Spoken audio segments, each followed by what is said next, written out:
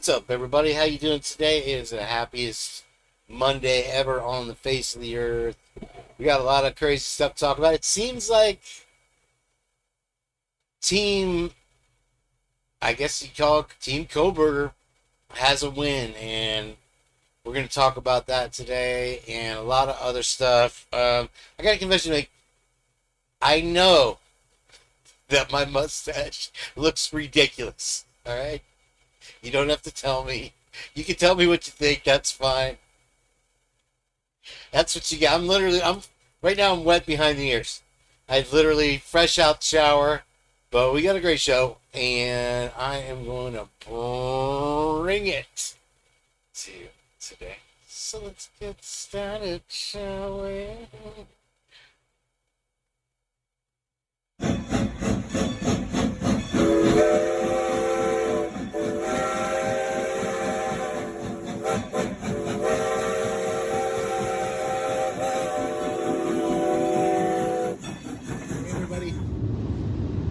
We're on our way to CrimeCon for the very first time up in Denver.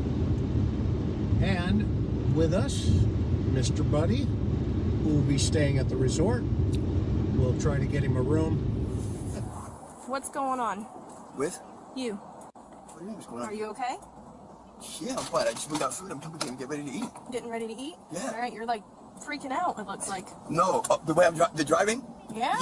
Yeah, no. This car, it's got a centrifugal, this car, it's automatic, but for some reason, I don't know why, sometimes if I hit it like the wrong way, it'll work and drive as if I'm in like 4 and 5. So I'll drive, next thing you know, it'll be fine, then I'll drop. But other than that, I'm good. Okay. It happens like, I don't know, maybe twice a week. I just went and got McDonald's, what do you call it, Texas Roadhouse. So, Texas Roadhouse? Yeah. Okay. Y'all gotta be careful in Florida, because sometimes you just see random stuff, and then out of nowhere, yeah, there's gators. Have you got down yet? This could be where we live. Paradise, Yeah. Idaho, you know, Moscow, Idaho. And so we were just really jazzed about it, but also another key principle is like, it's not gonna be a silver bullet. Yeah. Right, it's not literal paradise, it's not literal heaven, but it's, if you come in trying to do the right thing, it'll be sail, wind in your sails behind you. And so we knew that. Koberger had actually been skulking inside the student's home before the night of the murders. all right, try to tighter, right? Yeah. Oh, great. I'm ran out of freaking cheese. Pause it. I am. Go on now. Magic. All right, you said chili? Chili, and then bacon and stadium mustard and ketchup. Stadium mustard.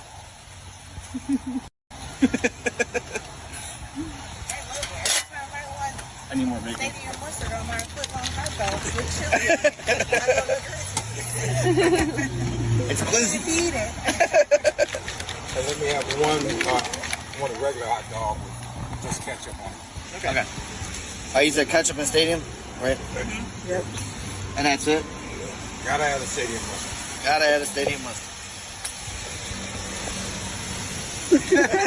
Idaho versus Bron Koberger. Apparently, there are some more witches than just this potato witch watching and following and being in this case. Because somebody done cleaned up that whole kitchen. Right after the incident, there was all these photos from the mainstream media showing gross pots of food, half-eaten, still in there, and fast food cups with separated out cream or like an iced coffee separated or something, or a gross shake. There was spilled pots with dirt coming out and plants on that kitchen table. It just looked like a mess from a big party and that didn't get cleaned up. And then we see body cam and it's like Mr. Clean came over. We guys house must live back in here. They Chicago. match. Walenta matches. They just definitely. Here's one of our a clip. wins, I don't guys. know.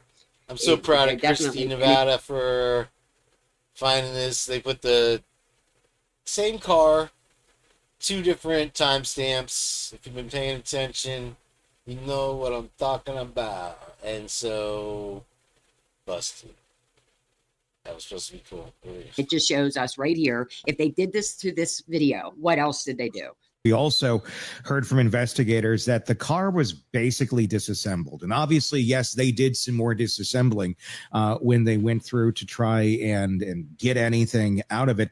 What does that tell you about someone? And how often is it that a perpetrator is able to literally disassemble the car to such a level that they're not able to really get much of anything out of the vehicle, which, I mean, as far as we know, there really wasn't much found within the confines of that vehicle in terms of any sort of DNA or anything, really. Well, there were so many of us, Tony, that said, listen, and this was based on our experience, right? You can cover up a lot, but you can't cover up typically blood that would spatter down between that seat or on that gear shift or on those pedals if it was on your feet. You can't cover up everything. Well, you know what? Brian Koberger proved us all wrong.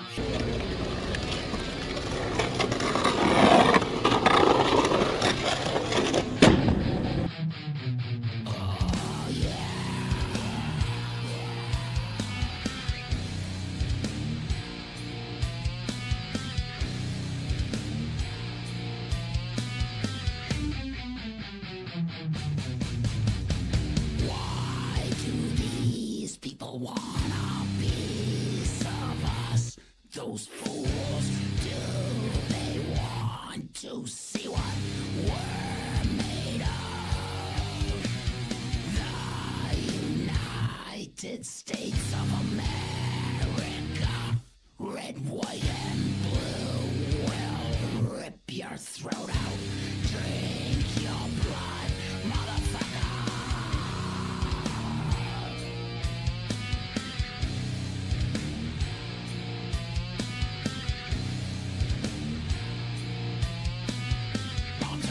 From the sky will hit the target. Time to simplify.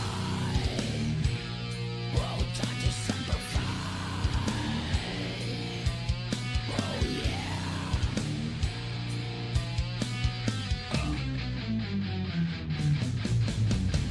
From the land, the air, on the sea, bloodthirsty troops. Sorry about that. I don't know why YouTube does me like that.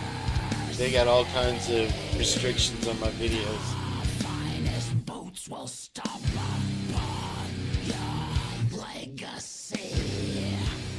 They will send your soul straight to the deity. Come on, drop the bomb. Oh yeah. Oh come on. Drop the bomb. Oh yeah. Come on.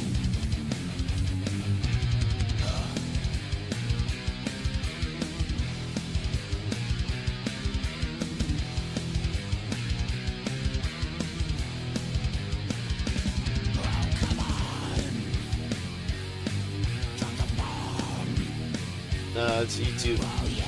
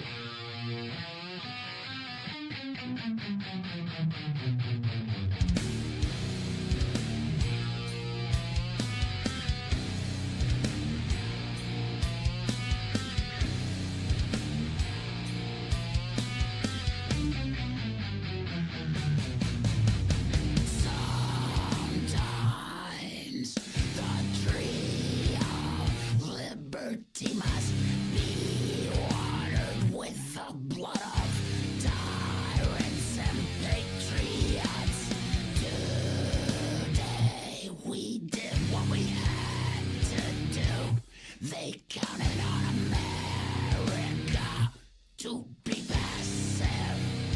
They were oh so fucking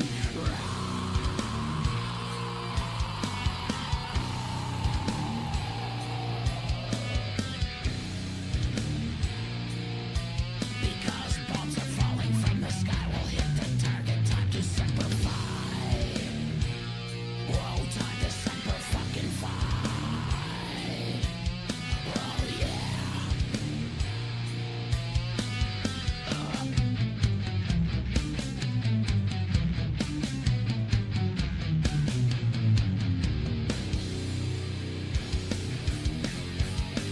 Come on.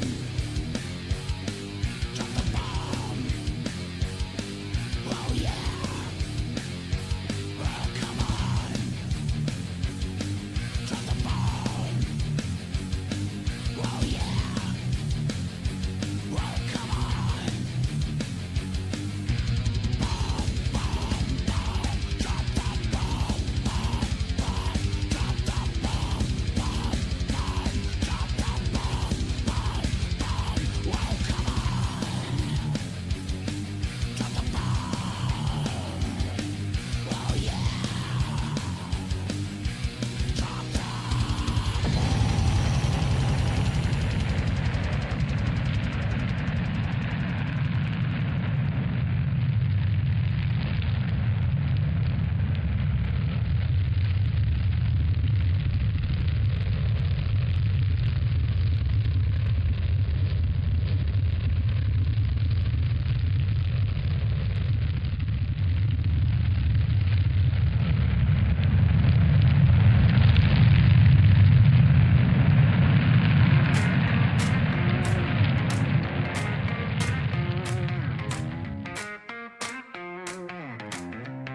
Yo, KB, is that the name you claim? Rolling through genres, let me play this game. Rap like a madman, Eminem with the slang, spitting bars so sharp like a rap hangman. From YouTube fame to Idaho's wild ride, you're breaking it down, putting truths aside. Kane B got the purge, no doubt he's the king, breaking down the case like a YouTube machine. Kane B the purge, bringing heat in the booth. Facts on the table, there's no room for proof. Throwing down lyrics while the world's watching. Is it guilty or free? That's the question we're knocking. Kane B the purge, taking Idaho by storm. He's got the heat and the truth breaking the norm. We're all glued to this case, no one's letting go. Will Brian be guilty or will he be let go? Kane B's in the game, watch him lay it all bare. Will justice find the truth or just disappear in the air?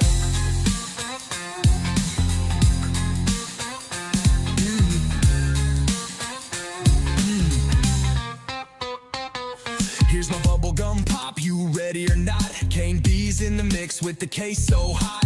Rap, rock, pop, he's switching it up. Dancing through the genres like a YouTube cup. Got Kane B, the purge, putting the story in flow. Breaking it down with humor, watch the case blow. Boom, Kane B's riding with electric groove. Breaking it down, yeah, he's on the move. He's got the purge, so come and watch him reign. Sipping on knowledge like it's truth on a train. Kane B the purge, taking Idaho by storm. He's got the heat and the truth breaking the norm. We're all glued to this case, no one's let go. Will Brian be guilty or will he be let go? Kane B's in the game, watch him lay it all bare. Will justice find the truth or just disappear in the air? Now here I am, R&B vibes on deck. Let's get a little smooth, but don't forget I'm bringing humor, I'm bringing the sound. But this case got us all spinning round. KB with the truth, it's hard to ignore. Like waiting for that next chapter in the lore.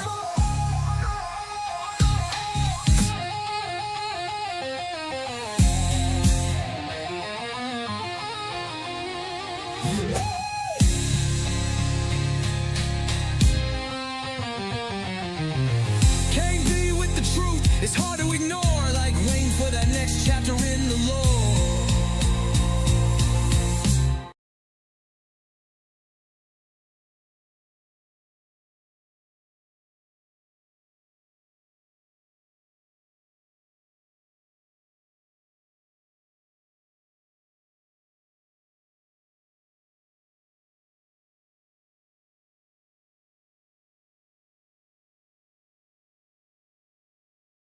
Oh my god. Okay, so I knew I was gonna small pros.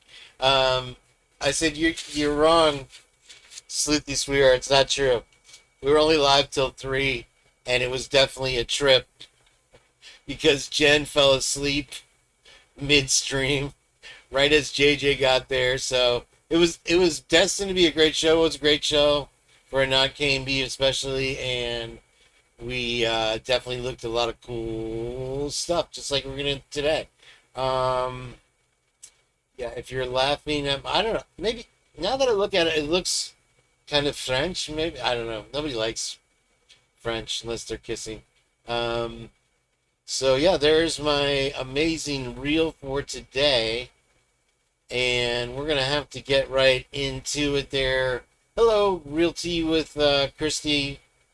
Mary, nice to see you, and everybody, welcome in. It is time now. You know what time it is. It's time for Mews. Let's go, babies. What do we got today? All right. I'm going to start just looking at the first evidence of tampering, and the problem is getting your legs moving on this and making it count for something. It's the first evidence of tampering with the video. And so, applause, everybody. Make sure you go over to Christy's new channel. And if you're not subbed up there, all you nice folks that are in here, join up with Team Christy. If somebody wants to put a link to the chat, to that over there. She's got it going. And I'm so proud of her for this video. Check it out. Say that, man, I feel like Meg P right now. Oh, I love you guys. Okay, here we go, guys. Here we go. Now, bottom is 420. It's car speeding. Top is 432. Same car coming in like I did yesterday. I'm not. Thank you, Karen. I'm not. That's exactly it. Simply Solo, because Jeff and me has been cool all this time. I can ignore him. He can, he don't come at me. He might say his little things, but then he lets it go. This one, he's not letting go, so he's mad. He's trying to, do his little job and debunking and throw everybody's attention this way and that way so we don't see the real thing. Well, Jeff, they better pay you some more because you ain't doing your job good enough. Ugh. Okay, here we go. I love it. Thank you, Truth Seeker. Okay, here we go. You see this? Now, this is the start of it. Oh, I appreciate you all, and I thank you all. I mean, I wouldn't be here without you guys, so I love you all for it. But, okay, you see how this is? This is going to be faster down here than up here. I'm having a real hard time. Now, at the end, I'm going to show you a couple screenshots that show that it does match up, but you've got to click literally, I got to click pause, and take it step by step in order to get it that way. So, Ryan, here we go. Nice now, see how it comes? No. Okay. Pay attention. Here we go. Now, here's the ending of it that I got to line up. You see how they are? The one on the top's a little bit ahead than the one on the bottom, but now the bottom will pass up the top. I don't know what's up with the 421. I'm not going to quit until I get it to match because I know I'm stubborn and my OCD and everything else ain't going to let me stop until I can get this to match. But you see this? Look at that. Okay. See? Now, I don't know about you guys, but that, to me, looks pretty similar, don't it? Truth Seeker, thank you. I love you, hon. And Truth and Justice with Annie, thank you. TK, thank you. Simply Solo, thank you. Michelle F, thank you. Stormy, thank you. Oh, I am. he does know what he's doing, and I think that's the part that gets me the most, is he knows what he's doing. And he knows, I mean, all this time we've been fine, so he knows I got onto something that, what, he didn't find, so he's mad? I don't know.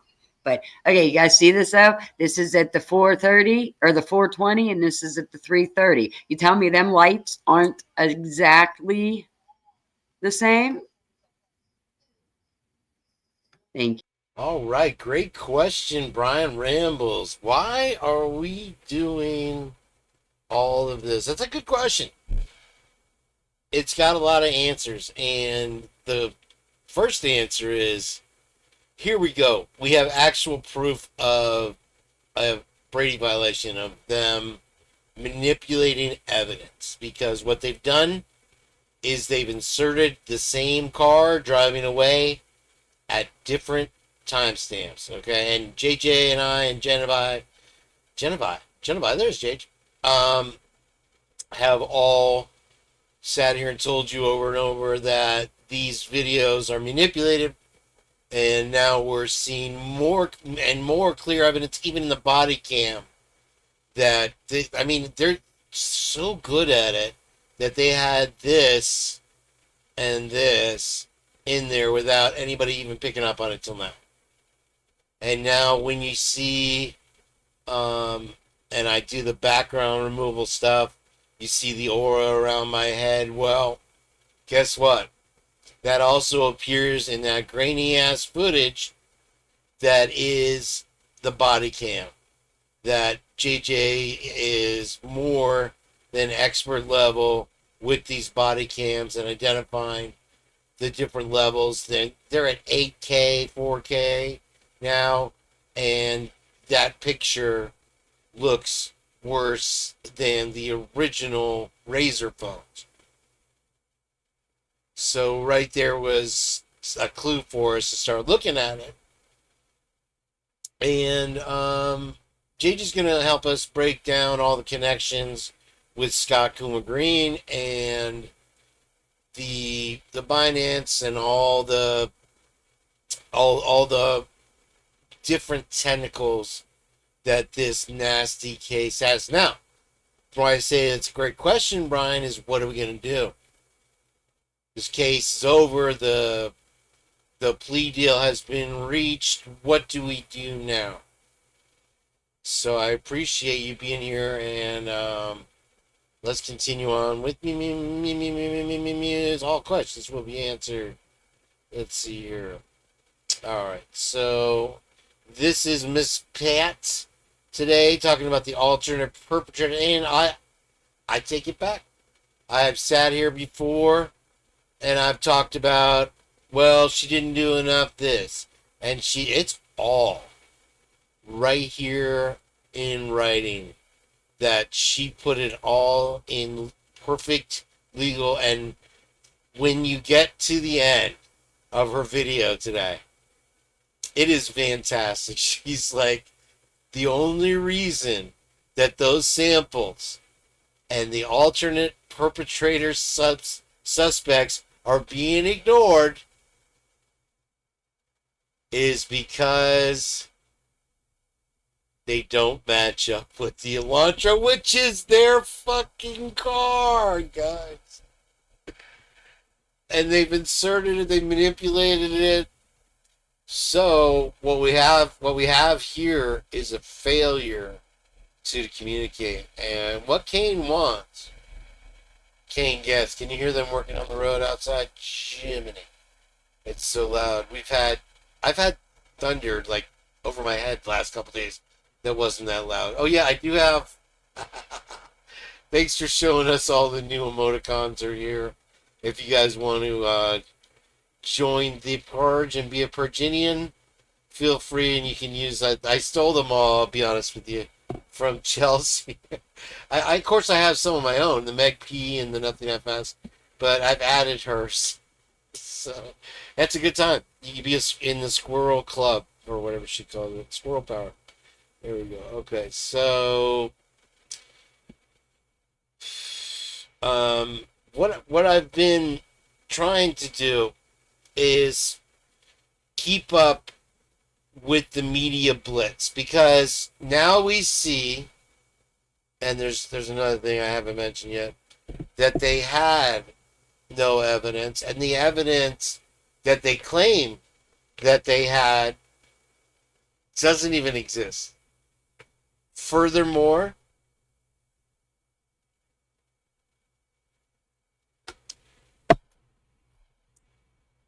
there was DNA on the back of the knife sheath that was male, that wasn't Bryant's. And now we've never seen the knife sheath.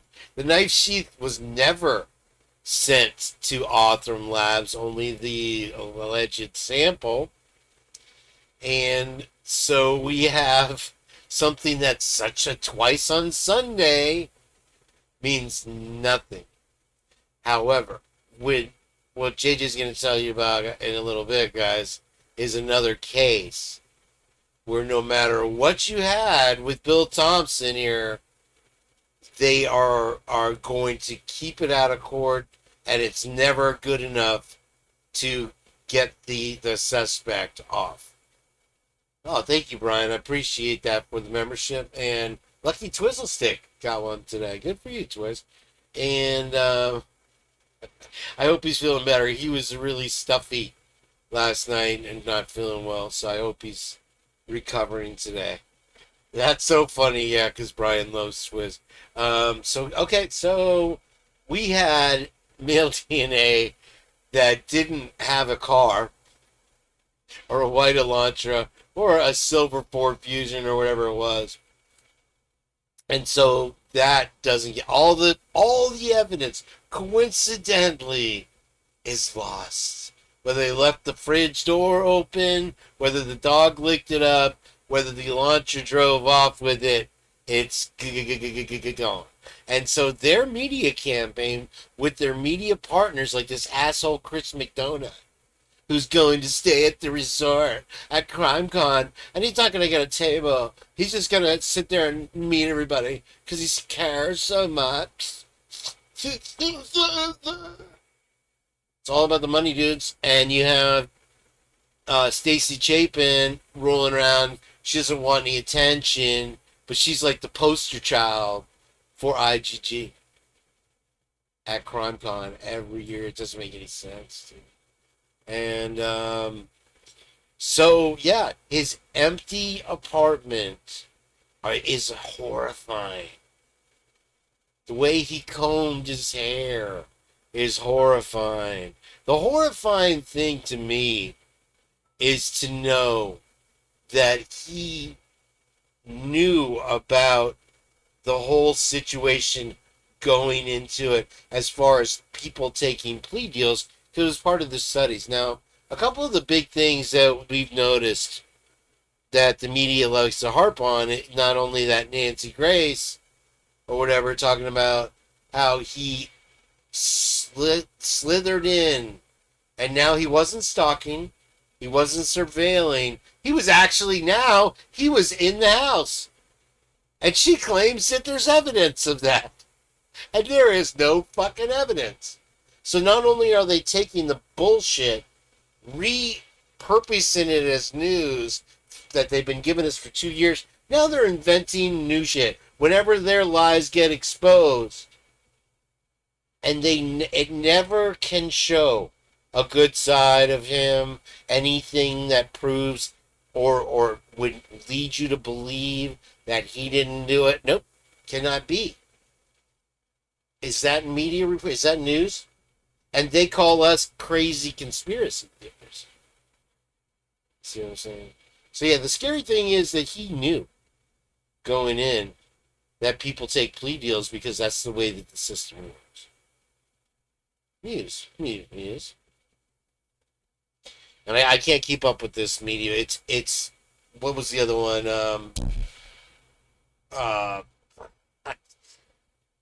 Nationwide Manhunt, which is why they waited. They didn't get his direct DNA from his office, his apartment, from his car while he was in Washington. They wait till he drives home to Pennsylvania. Now he's a fugitive. and it's a nationwide manhunt. And now you can involve agencies like the FBI, legit, Homeland Security, not legit, and you know what I'm saying? And so it's just a whole thing, dude. They had his name in the barrel, and once they had it, they never looked back. And whatever it took, because it was their ass or his. It was their ass or his, dude. One way or another, they weren't going to lose it. And say they would manipulate. Here you go. At NASA level. So it's not just the local butt-fuck sheriffs over there in Moscow. This is federal level manipulation. And they will lie, and they will twist and turn everything from the beginning, trying to cover their ass. And then when anybody questions it, they're a wacky web sleuth, conspiracy armchair, motor-bound conspiracy theorist. Dad, trying to avoid potential ricochet, fires blindly at Buzzard and unalives his 14-year-old daughter. Can you imagine the tragedy here? Why were you shooting at a Buzzard? Oh, because I think the Buzzard was like in the something. Okay, there is a reason. It sucks. This really sucks. She was on the other side of the house. So I'll read the story. An Illinois man was charged. Here's the first of two. Where police are just idiots. This is a freaking horrible, horrible accident.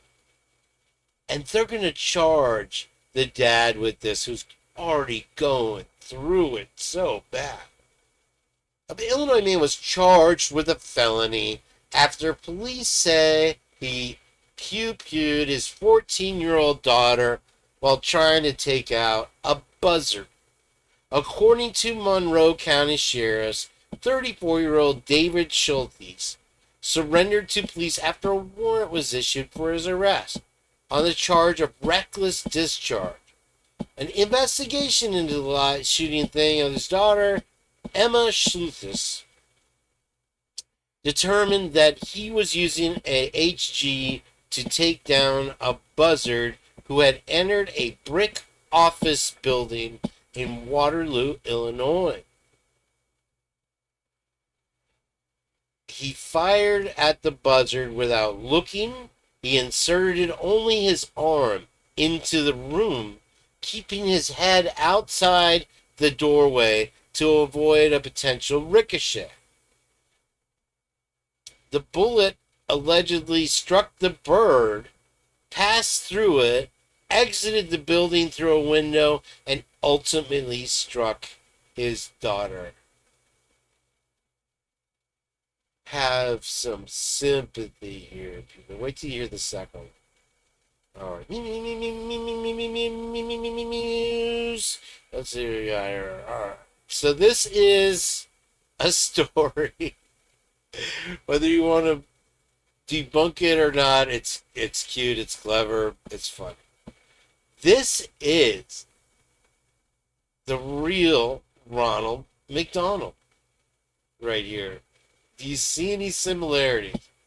Well, guess what? He used to offer meals for kids. There was like a piece of lunch meat and a piece of bread. And some of them, wouldn't quite make it out of the tent. Yeah, by the way, he also called it the Happy Meal. Check this out.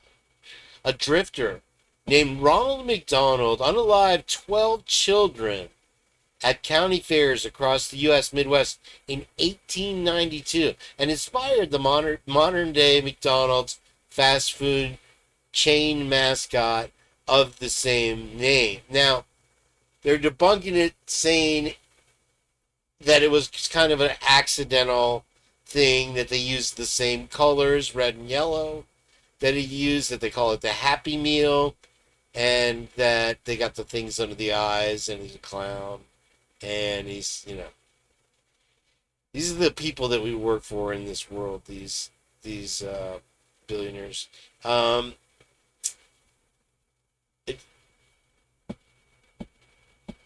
Whatever it is, I'm sure Ray Kroc had nothing to do with it.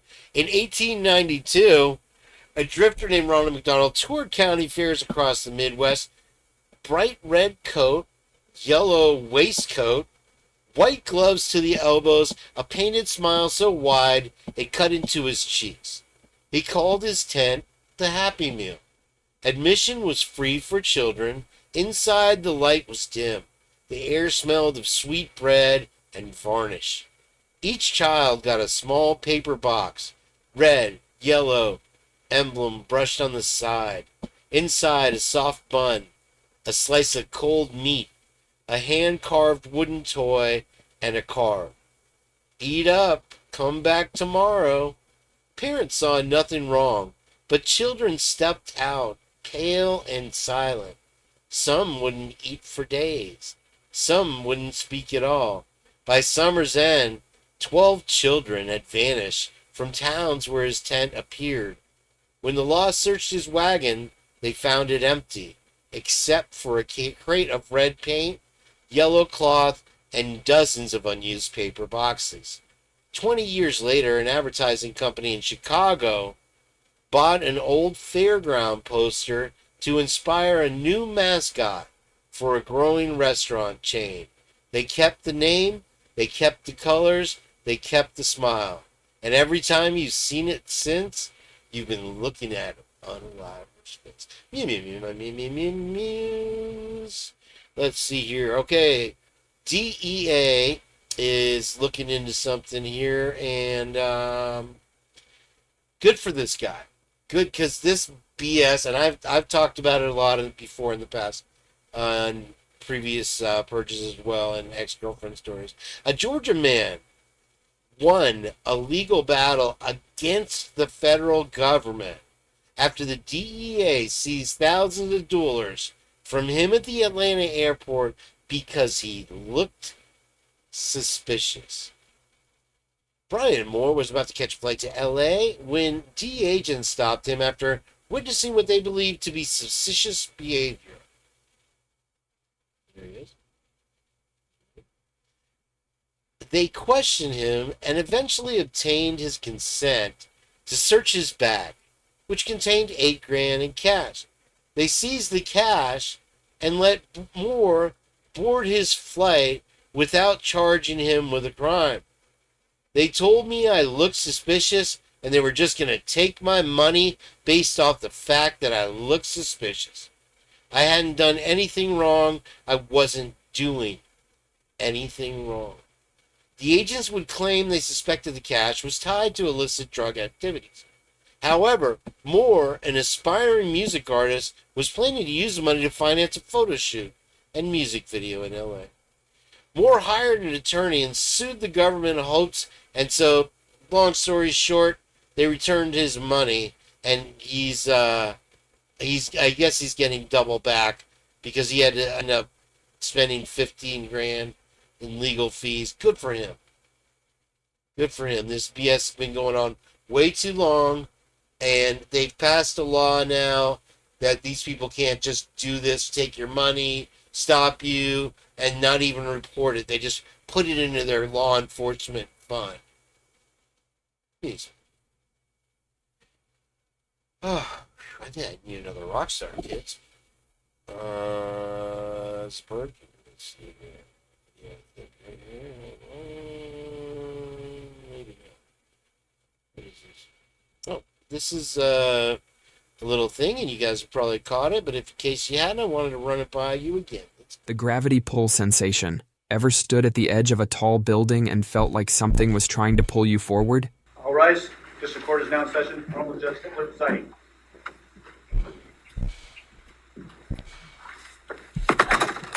Be seated. It's not just you being weird.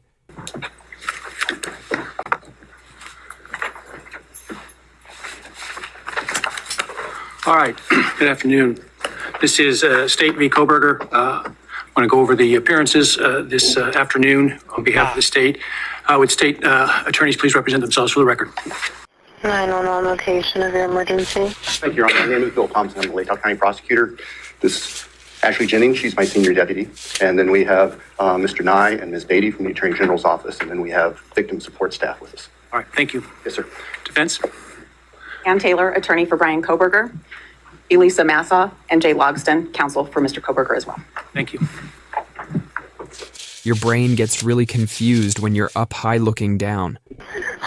Something is happening. Something happened in our house. We don't know what. Your eyes are saying, whoa, that's really far down. What is the address of the emergency? 1122.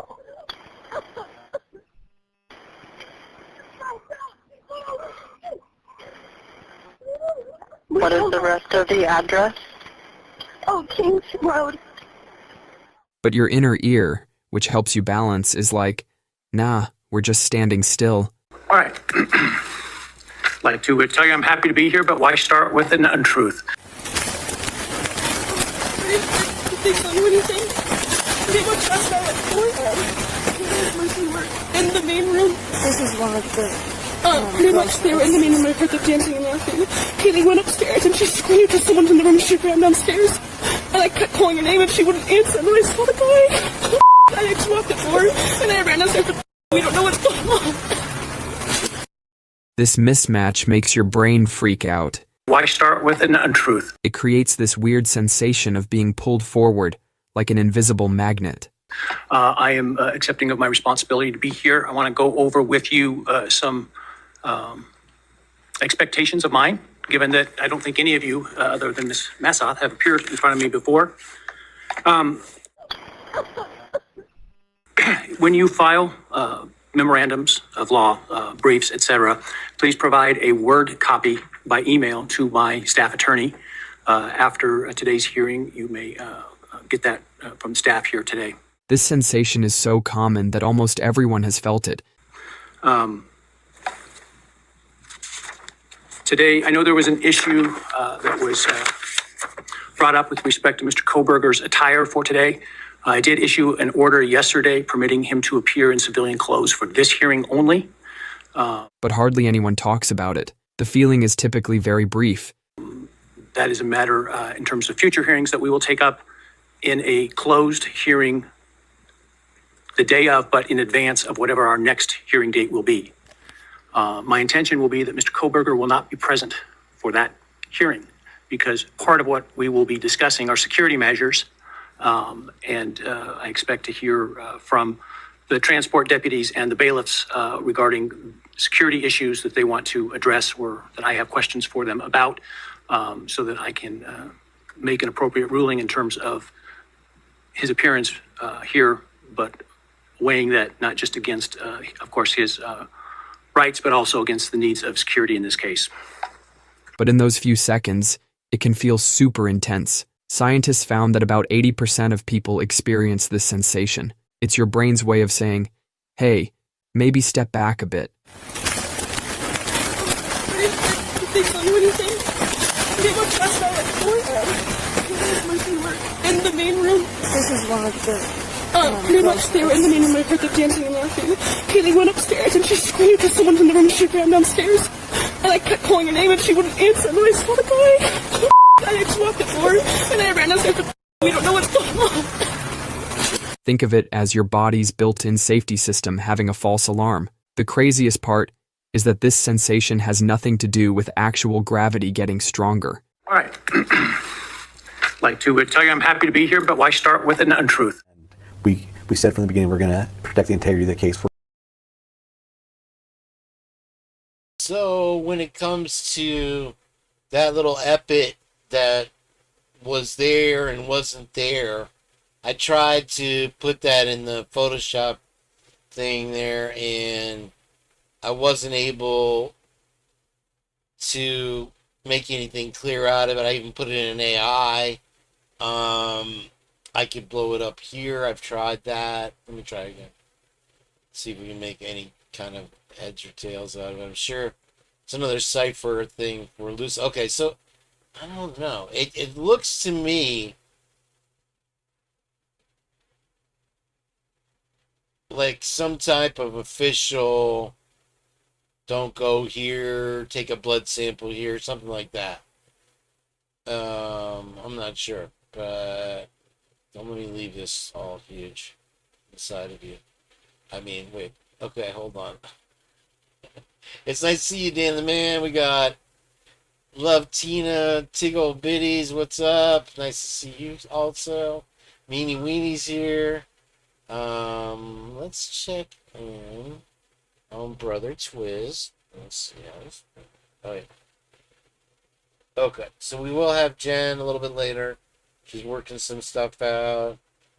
Poor Twiz is still feeling sick, so everybody have Twiz in your thoughts. Okay, and we'll continue on. We said from the beginning we're going to protect the integrity of the case. We're going to continue to do it right. And we're not a prideful group. What we are is a group that we had a job to do. We did that, and we are happy that we did it the way we did it because of the outcome. How hard was it to keep so many details close to the vest? I think it's always hard. It's emotional at times.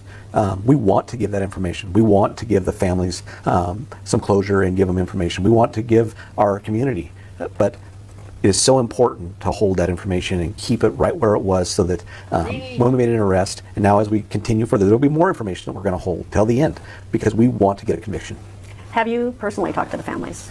I have personally. It's been a while, but I have talked to them on the phone throughout the first couple of weeks of this. Okay, and can you tell us about those conversations? I mean, what I wanted to reassure them is that we were going to do everything we could to bring justice for them, for our 4 victims, and for everybody that's involved, and we would try to answer any questions that we could through the process. What do you have to say to the rest of America, to the rest of the world? I mean, after all the scrutiny that this department has been put through. Yeah. I would challenge every police organization across the nation to know the importance, even with the pressures that are put on you, the importance of keeping the integrity of the case solid. It's your job. It's what we sign on to do. We sign on to make sure that we do it right, and I challenge other departments to do that.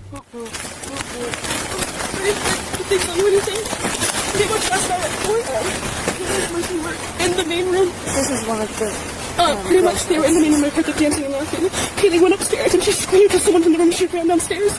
And I kept calling her name and she wouldn't answer. And then I saw the guy. I just walked the door and I ran downstairs. We don't know what's going on. Can you come here with me, please? Honestly, bro, as many times as I've heard that little spiel of hers, her little scripted plate rant that she does, if I had been one of the fellow classmates in the area listening to her whine, and maybe if I was a female, I'd have probably smacked her across the face. Why didn't you call the police? Just saying. Not that I would do that. It's all in your head, literally. Some people feel it even in virtual reality. Put someone in VR goggles showing a high place, and their brain still pulls this trick. So next time you feel this weird pull, just remember your brain is just being a bit overprotective. Thank you. All right. Like to tell you I'm happy to be here, but why start with an untruth?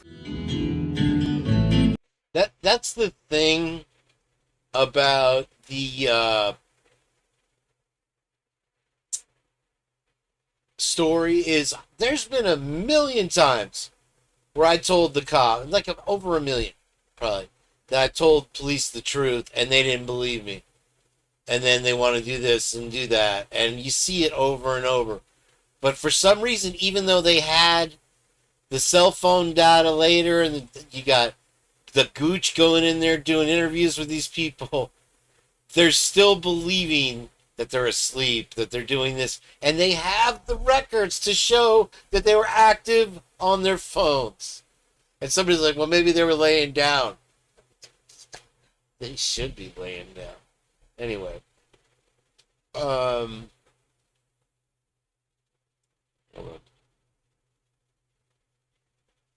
All right, so I don't know about that copyrighted music or not. But anyway, you get there.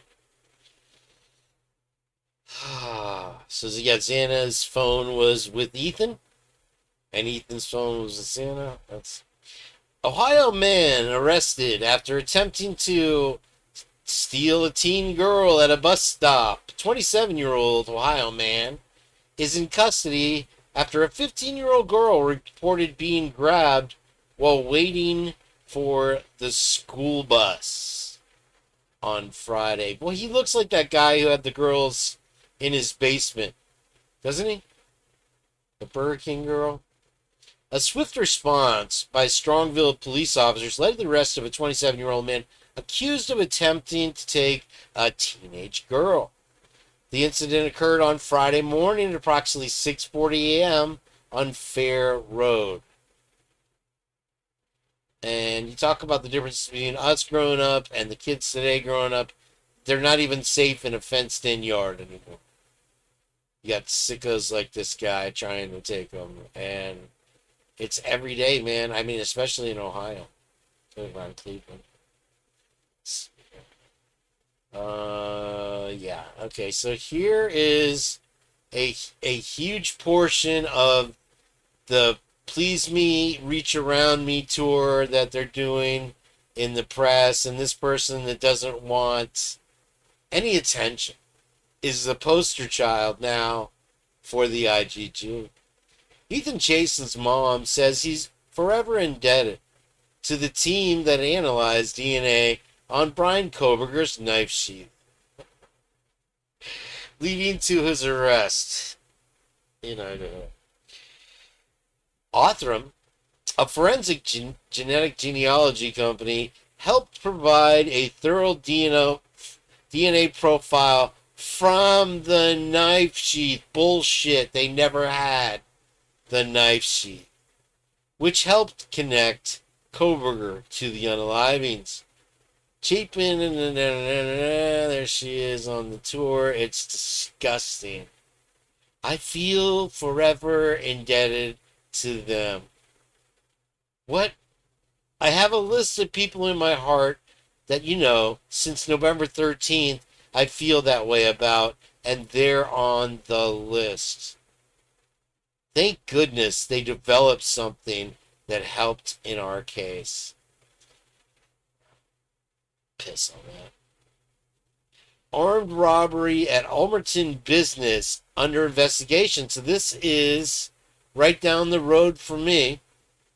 I drive this road up and down all day, every day.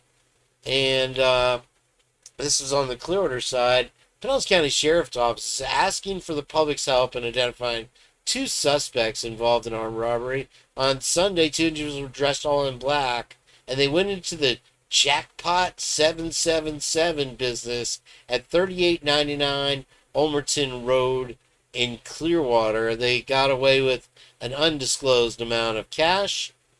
So these guys are out there around here. Just thought I'd pop that in there. Let's see.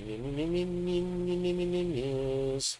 Let's see. When walking through a historic mining town like Silver City, you never know what secrets the old building could hold. As it turned out, one structure was hiding an actual skeleton in its closet. The Uhhh County Sheriff's Office told the Idaho Statesman that it was contacted Friday after a man working on renovations discovered two skeletons inside a building previously used by the Lodge of Silver City chapter of Independent Order of Oddfellows. The man reported that he had been clearing out clutter when he discovered a small, jammed pull-down door. Steve Crawford said upon opening it, he found a black coffin containing a skeleton covered in a black sheet and a skeleton behind the coffin. One set of bones turned out to be fake. The skeleton in the coffin, however, was quite real. Discovery first reported by the Avalanche. Resets the door. Oh, here's the coffin. Uhhh County Coroner Aaron Tyne said the human skeleton had hardware connecting the bones in the correct anatomical positions in a process known as articulation. The coroner plans to have an anthropologist examine the remains to learn more. They seem like they're historic remains. We know that the lodge was opened in the late 1800s and want to be able to obtain as much information as we can for our case. Secret society ritual used skeletons. Are you following me? Tyne said his office always treats any death as suspicious until it knows otherwise, but he thinks the building's history gives a good guess as to why the skeleton was there. Located on Washington Street, the building was constructed in the 1870s, beginning life as an apartment building in the then bustling Silver City, according to the Idaho Heritage Trust. The quasi-ghost town sits about 73 miles south of Boise and still has a few operating businesses in the summer tourist season.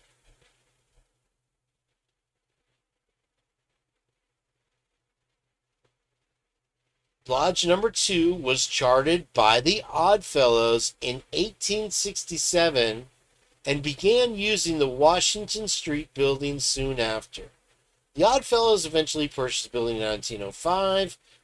In the research that we've done so far, skeletons seem to be a part of the ceremony of the Oddfellows. It sounds like skeletons were used fairly often in some of the ceremonies of the fraternal organizations, so it's not necessarily uncommon that they would be within a fraternal lodge from what we gather. The Independent Order of Oddfellows describes itself on its website as a global fraternity organization found in the United States with a mission to promote friendship, love, and truth. And now remember, I always say, the prettier the face, the darker the heart.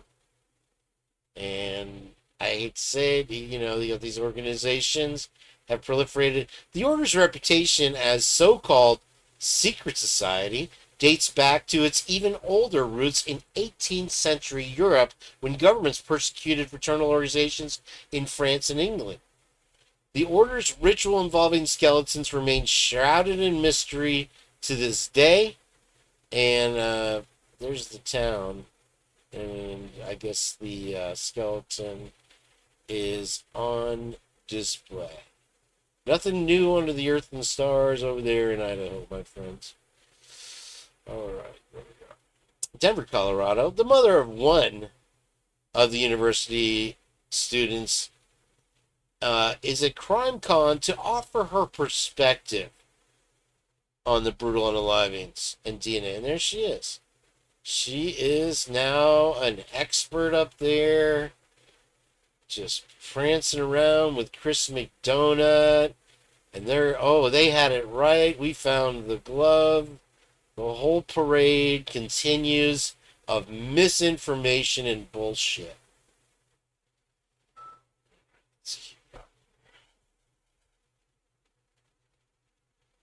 Where are we?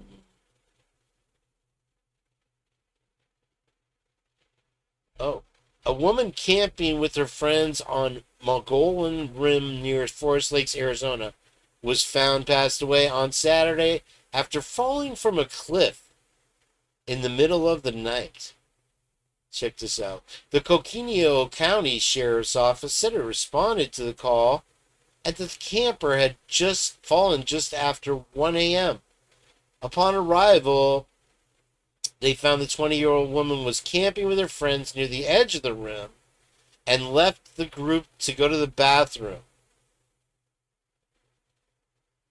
She fell about 120 feet off the cliff and passed away. Can you imagine? You're just like, a couple more steps and I'll spot here. Nope. Yeah. It's supposed to be a not Kane here. That's a good video. You can watch that on Not Kane D. It's still up if you want to see it. Let's see. So here's another part of the misinformation parade campaign with no evidence, and they make the not evidence the evidence. He took apart his car, so there was no evidence. Now they're trying to act. This is Fox News saying that it's breaking news that before any of the hearings, he was diagnosed with 4 mental health disorders.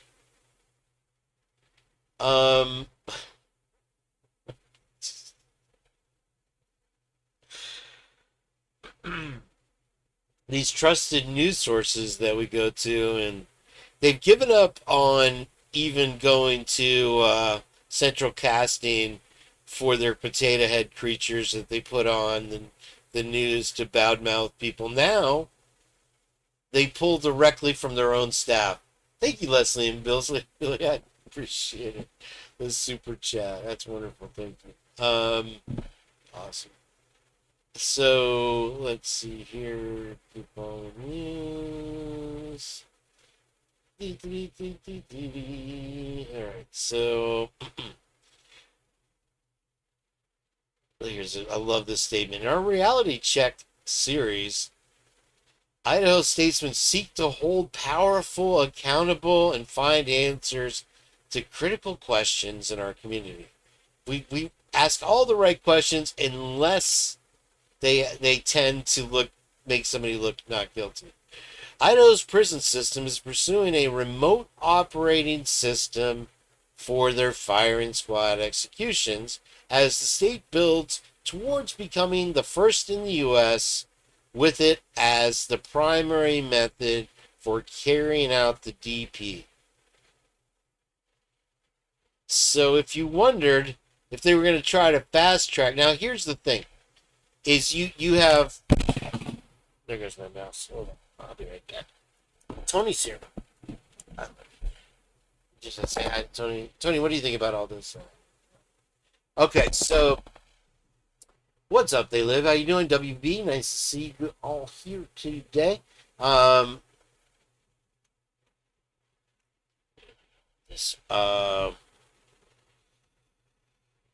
we'll talk about it more when Jage comes up here. Let me read this for you.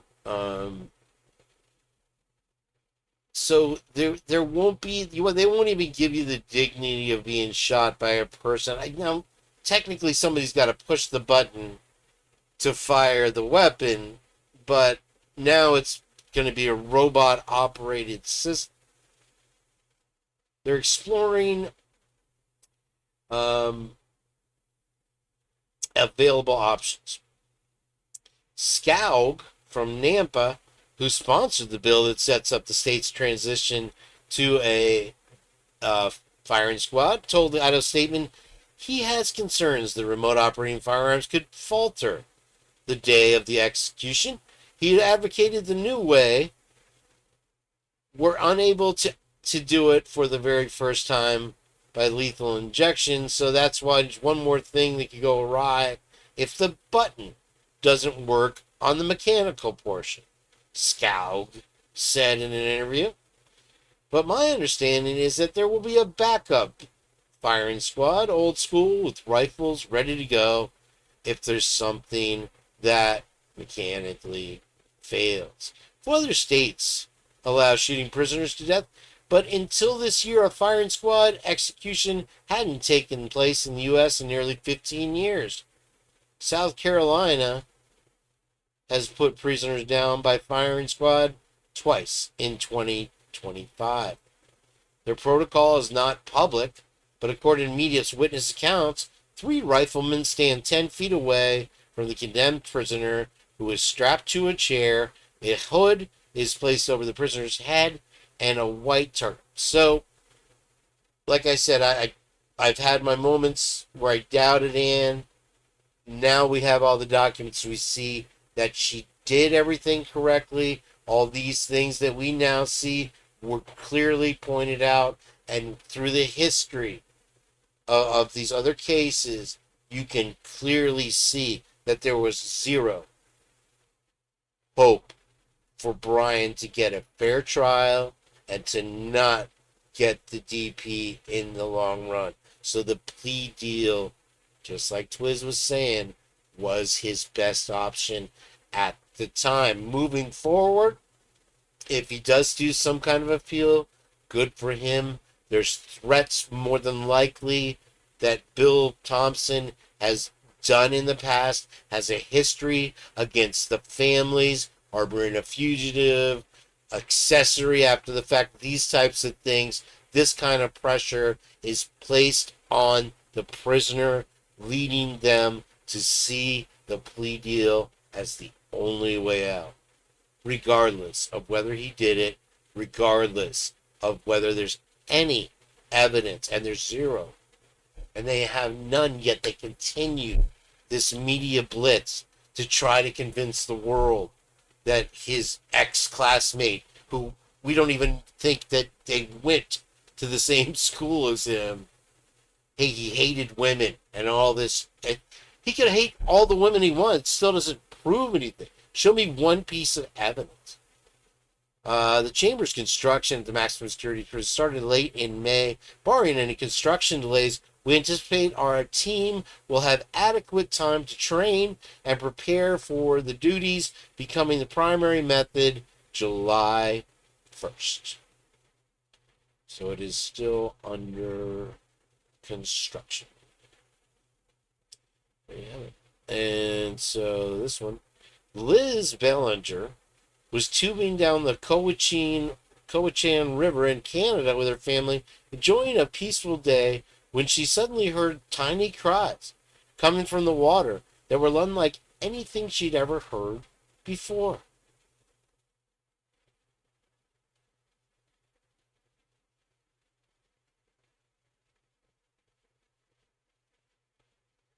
My 16-year-old son, Connor, floated through the same little rapid soon after me and heard the same sound, and then saw the beaver kit struggling in the water. Without hesitating, the teenager reached his hand underneath the baby, and she grabbed onto him. He pulled her into his chest, kept her warm, and quickly snuggled in and closed her eyes. Oh, let's see. So let's see here. Guilty. Brian Koberger's mother sent him an article about the Idahos. Ashley Banfield, man, her rampage of bullshit is just got to be stopped. I'm not the only one saying it, I'll tell you that. This is the story about Thomas Creech. He was the one, they couldn't tap his vein to unalive him. Might as well just listen to this real quick. Why couldn't Idaho executioners find a vein for Thomas Creech? It's rare for death row. For almost an hour, members of Idaho's execution team searched to find a suitable vein in the body of death row prisoner Thomas Creech to deliver the dose of deadly drugs needed to fulfill his death sentence. They were unable, and the state's first execution in nearly 12 years was aborted. In fact, Creech's attorneys had warned of likely vein access problems with their 73-year-old client in federal appeals filings ahead of last week's failed attempt to end his life. They contended that Creech's complex and serious medical situation, which includes an abdominal aortic aneurysm, uncontrolled high blood pressure and vascular disease, stood to make a lethal injection especially risky. At a minimum, they are part of the constellation of risk factors creating a perfect storm for a botched execution of Mr. Creech, his attorneys wrote. The circumstances that led to halting the execution of Idaho's longest-serving death row prisoner are rare, but not unprecedented, according to data from the nonprofit Death Penalty Information Center. Creech is now at least the seventh documented case since 2009 of a called-off execution because executioners could not establish an 4-line, according to Robert Dunham, former executive director of the Washington, D.C.-based nonprofit. The single-digit total compares to 401 lethal injections carried out across the U.S. over that same time frame, the data showed. That's just 1.7% of lethal injection attempts. Miss Potts, how dare you? I was looking for you in when it says Semper Fidency. I was like, okay, that's now. Welcome in. Woke up 1984, and who else trying to keep it real? Angel D. Of course, I have to say her name twice. They live. Nice to see you. Let's see if I missed anybody. Thanks again, Leslie and Billy. for the wonderful $2 super chat. Let's see. Tiggle Biddy's still hanging out. WV, nice to see you as well. Amy Conway has joined us. Let's move on. Let me get to our guests in just a second here. All right, so let's take this. Before you sit down and chat with Chief Fry, what's for lunch? Loaded potato soup, the soup special, and My Office Melt, the entree special for lunch at My Office Bar and Grill, downtown Pullman. Open starting at 11 o'clock. Sitting down with Moscow Police Chief James Fry this morning on the morning news. Very busy, stressful time for the Moscow Police Department. But, Chief, we appreciate you taking some time out of your day to join us this morning. Thank you for that. You're welcome. And to start off with, when we talk about the investigation, everything that's involved, I want to kind of get into more of the nuts and bolts of how things are going there. How are you, your command staff, your officers, everybody with the PD holding up with all of this and trying to figure out what happened to those students? I think we're holding up well. You know, we've also got a lot of support and resources with the Idaho State Police and the FBI, which helps immensely. We've been, scheduling people with time off so that they can get some rest and stay focused on this. So there has been some opportunity for some of your officers to kind of get away and try to recharge at this point. Yes. We've actually made sure that every so often they get a day off so that they can just focus on some other things and come back fresh. Now, obviously, Moscow PD, you still have the lead on this. Describe to me the role, for instance, for the FBI. What is it that they're out there doing in their support role? They've sent us a lot of agents to do follow-up interviews, and they're helping us with our tip line because we receive a lot of tips. So they've been very instrumental in that, reviewing those and categorizing those for us. And are they the agency, the FBI, that's doing interviews that might be out of our area? Are you having to send detectives to other parts of the region or wherever to do some of this stuff, or is that where the feds are kind of helping that when we're talking about distance? Yeah, they've been helping with the out of the area, interviews, but also Idaho State Patrol's helped us, with some of the other areas in Idaho. But definitely the FBI's helped us with the out of the area ones. Now, ISP, they're a huge part of this. The forensic stuff, the evidence collection, obviously the analysis of that at the State Crime Lab. Is that primarily what ISP is doing in all of this? No, there's a couple of different facets with ISP. We have the group that's doing the collection of the evidence from the scene and whatnot, but also their investigators are here also doing follow-up interviews. And then we also have, still some numerous Idaho State Patrol in the area helping us with just our everyday calls and, crashes and stuff that we still have to respond to. Now, overall, when you were to look at the manpower, the force, the number of people assigned to the case, is it still staying involved? I'm not even sure what the total number is right now. We have people in Utah, people in West Virginia. We have people, in other parts of the state. And then, like I said, they're traveling for us to different areas to do interviews. So there's a lot of people here. There's a lot of resources that we're still utilizing. And in terms of campus, and I've talked to some University of Idaho folks about this, from the police department perspective, and obviously Moscow PD has the contract for law enforcement on campus. There's no campus police department, as we know. There's private security, as we know, but no law enforcement agency for campus. For the PD, extra patrols on campus, are you guys able to continue that on your side of this as long as it takes? Yeah, we have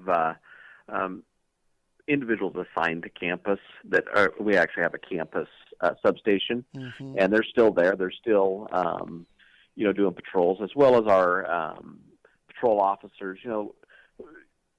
Even through my career, we've always had a high presence up on campus, with regular patrol as well. So we're continuing that. I know that ISP is very heavily placed up there right now to help us out as well. Now, with the investigation itself, and I want to get into more a little bit in terms of what you guys have been able to and not able to release here in a moment, but with the investigation itself, statement we saw recently from the police department is that progress is being made. Can you give us any more insight or just general description on what you mean about progress being made? Where do you feel about where we're at right now? I know everybody wants the great answer of where we're at in this. The investigation is continuing. It's moving along. There's a little look back for you guys. That's okay, Miss Potts. You're behind it all, right? All right, let's keep rocking. Here we go. Nice to see you, Amy Conway. Glad you're joining us today. We'll look back at old Chief Fry's ways. Missing minute reappears in latest Epstein file dump. The House Oversight Committee's massive public dump of documents relating to Jeffrey Epstein has reportedly included the critical missing footage from the night before he passed. When the Justice Department and the FBI initially released nearly 11 hours of footage from the prison in July, there was a crucial 1-minute gap in the security surveillance footage. At the time, Attorney General Pam Bondi claimed the security cameras automatically cut out for 1 minute as part of a system reset each night. Oops. Reline?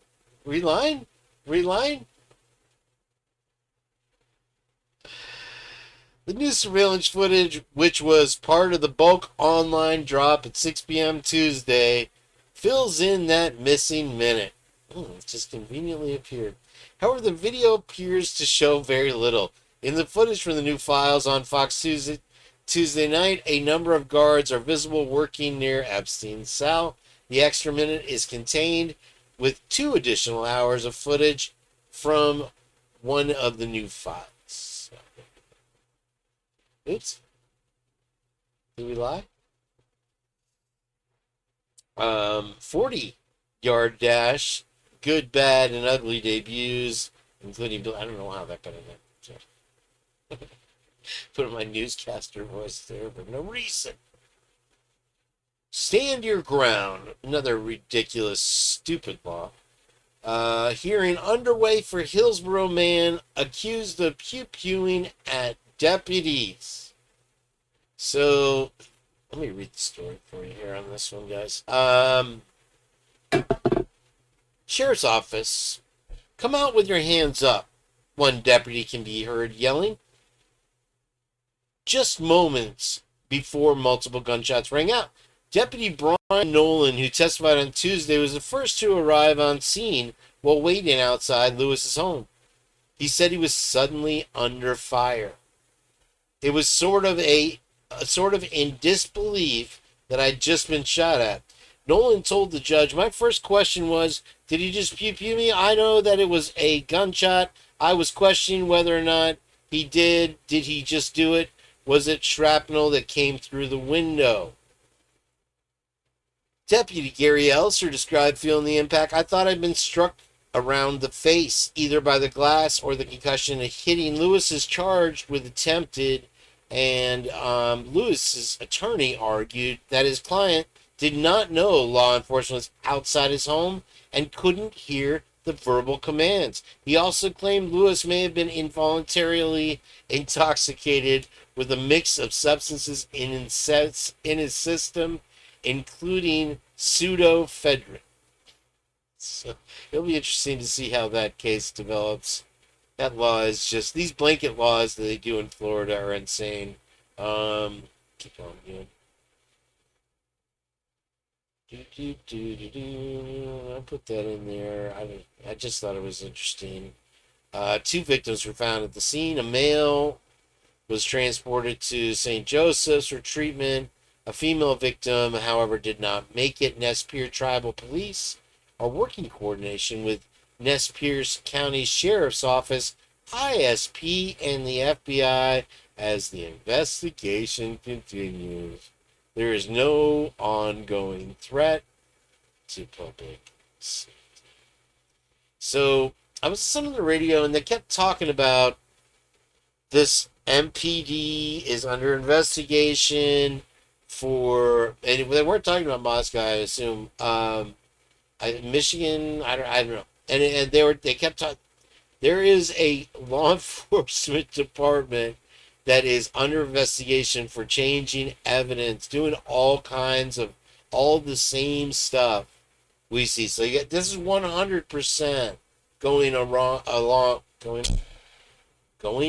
on around the country at this time, and it's coming out more and more. What I hope is that we can see the end of it, and that we can call out the people who continue to do it over and over and over. This is an interesting story for Tanel Ray. A fugitive father who had been evading New Zealand authorities for almost 4 years, along with his 3 children, was taken out by police on Monday. Tom Phillips and his children, now aged approximately 9, 10, and 11, vanished in 2021. Their disappearance had baffled investigators for years, who extensively searched the dense forest where the family was thought to be concealed. Despite police, the family remained close to their isolated North Island rural home in Maricopa. Phillips has not been formally identified. New Zealand's acting police commissioner Jill Rogers told reporters in the city of Hamilton on Monday, but authorities believe he was the one. So it's interesting. For 4 years, he evaded capture over there in New Zealand. It's wild. All right, one more. North End shooting in Idaho. Boise police responded to a reported on West Forsythia Drive and found an injured man in front of the house. And they, I think that one person was injured. Anyway, 8 account. There we go. All right, that means the request lines are now open. If Jage or Jenn need 7 more minutes. Let me get my phone. The talent on this show is amazing. But, you know, sometimes you got to take them away from their dogs and all these types of things.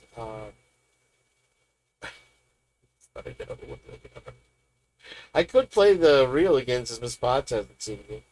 And you can't, unfortunately, I don't know why you can't rewind my lives. Did I have something else? I had something somewhere.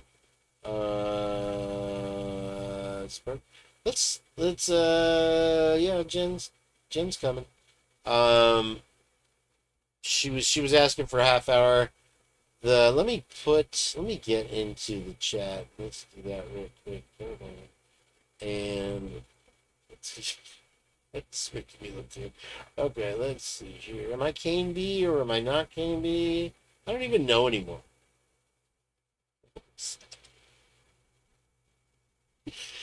Let's see here. Oh, more, oh, delicious. Delicious. Here we go. Let's watch this.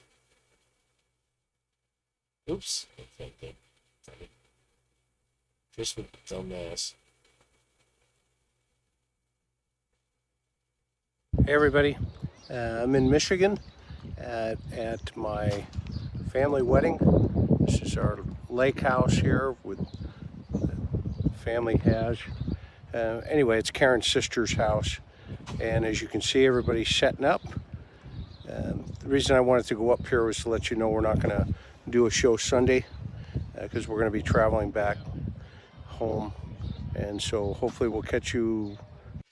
It's a good thing we could keep up with his comings and goings, isn't it? It's just such a fascinating person. Let's do it. Hold on, let me get Jage the link here. Okay. Hey, what's up, Aim? More like Game. There it is. Oh, thank you for being here. If you're new to the Purge, please hit that subscribe button. It's right there. Just takes a second. Go ahead and click on the like while you're with me right now. I appreciate all you guys. Put it into the thing, and I'll do all the things there. And make sure you subscribe to JJ also as well. And let me get into the chat here. I guess I could log in, but every time I try to do something extracurricular, for some reason, it'll make my program go cuckoo. Alright, here's the link for you there, my friends. Hopefully, Master Nature will also be joining us here. I did try to bully him into coming on the show again. I told him about 6 o'clock. We're well past that now, but you know, that's the way things go. I'm really excited to hear back from Jenn and have JJ up here. Okay, so Jenn's going to be joining us a little bit. I'm going to play this little bitty for my favorite bikini-clad web sleuth, Miss Potts. Here. Hi, Sudie. Hello, hello, hello, hello. Let's get on down with it, my friends. It takes a little bit of work to get into these little media player videos that I do, so I hope you enjoy them. And let's get right to it.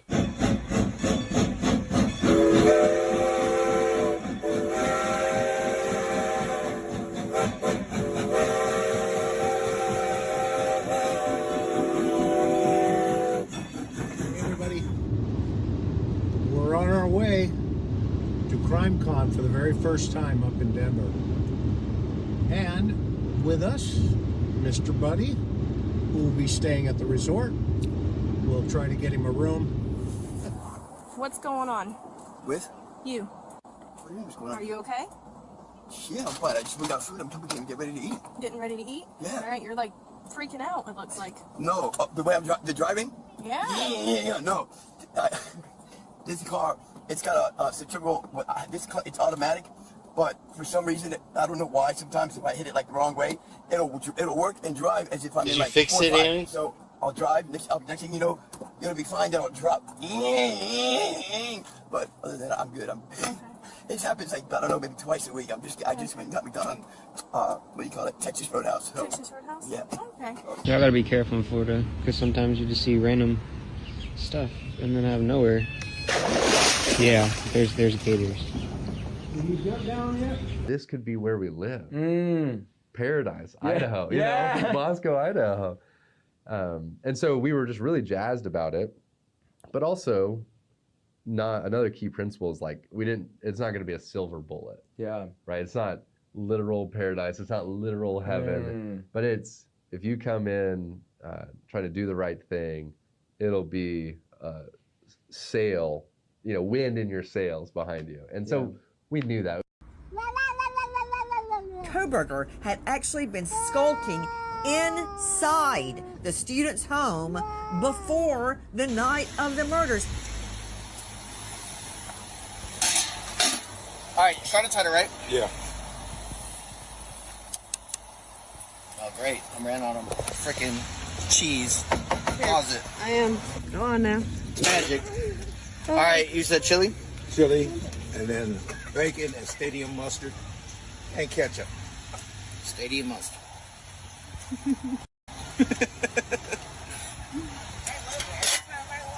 I need more bacon. Stadium mustard on my foot-long hot dog with chili. It's fuzzy. Eat it. And let me have one regular hot dog with just ketchup on it. Okay. You said ketchup and stadium, right? Yep. And that's it? Gotta have a stadium mustard. Gotta add a stadium mustard. Idaho versus Brian Kohberger. Apparently, there are some more witches than just this potato witch watching and following and being in this case. Because somebody done cleaned up that whole kitchen. Right after the incident, there was all these photos from the mainstream media showing gross pots of food, half-eaten, still in there, and fast food cups with separated out cream or like an iced coffee separated or something, or a gross shake. There was spilled pots with dirt coming out and plants on that kitchen table. It just looked like a mess from a big party and that didn't get cleaned up. And then we see body cam and it's like Mr. Clean came over. House back here, they match. Walenta matches. They just definitely a clip. I don't know. They're definitely, and it just shows us right here. If they did this to this video, what else did they do? We also heard from investigators that the car was basically disassembled. And obviously, yes, they did some more disassembling when they went through to try and get anything out of it. What does that tell you about someone? And how often is it that a perpetrator is able to literally disassemble the car to such a level that they're not able to really get much of anything out of the vehicle, which, I mean, as far as we know, there really wasn't much found within the confines of that vehicle in terms of any sort of DNA or anything, really. Well, there were so many of us, Tony, that said, listen, and this was based on our experience, right? You can cover up a lot, but you can't cover up typically blood that would spatter down between that seat or on that gear shift or on those pedals if it was on your feet. You can't cover up everything. Well, you know what? Brian Koberger proved us all wrong.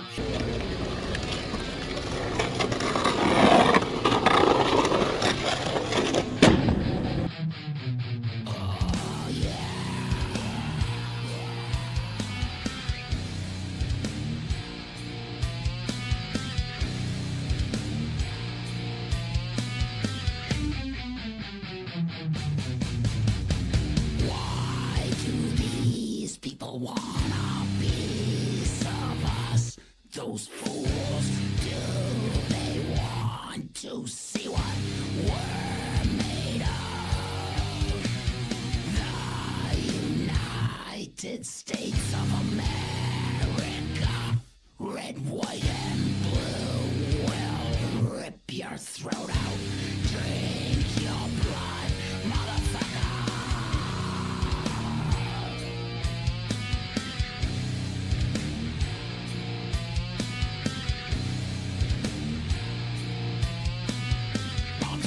From the sky will hit the target. Time to simplify. Whoa, time to simplify. Oh yeah.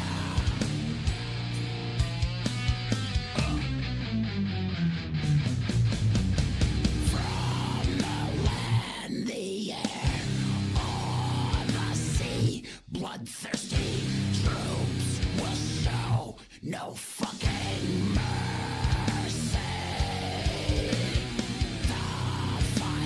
Boots will stomp upon your legacy. They will send your soul straight to the deity. Come on, drop the bomb. Oh yeah. Oh come on, drop the bomb. Oh yeah, come on.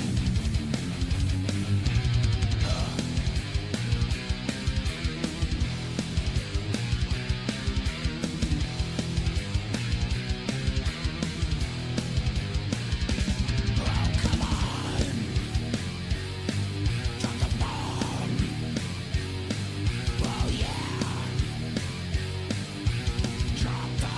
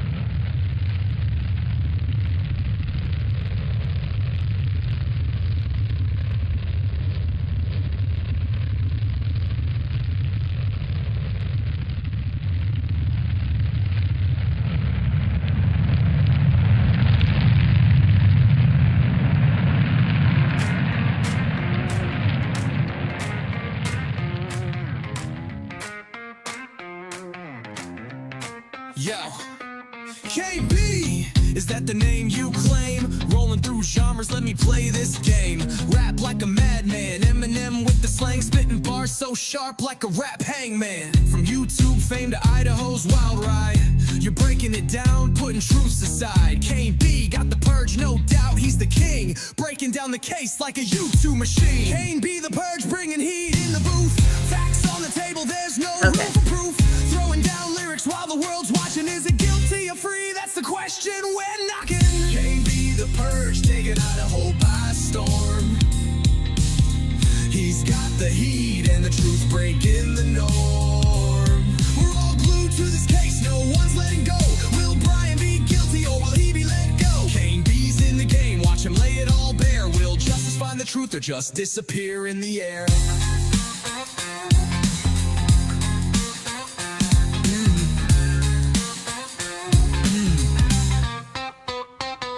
Here's my bubblegum pop, you ready or not? Kane B's in the mix with the case so hot. Rap, rock, pop, he's switching it up. Dancing through the genres like a YouTube cup. Got Kane B, the purge, putting the story in flow. Breaking it down with humor, watch the case blow. Boom, Kane B's riding with electric groove. Breaking it down, yeah, he's on the move. He's got the purge, so come and watch him reign. Sipping on knowledge like it's truth on a train. Kane B the purge, taking Idaho by storm. He's got the heat and the truth breaking the norm. We're all glued to this case, no one's let go. Will Brian be guilty or will he be let go? Kane B's in the game, watch him lay it all bare. Will justice find the truth or just disappear in the air? Now here I am, R&B vibes on deck. Let's get a little smooth, but don't forget I'm bringing humor, I'm bringing the sound. But this case got us all spinning round. KB with the truth, it's hard to ignore. Like waiting for that next chapter in the lore.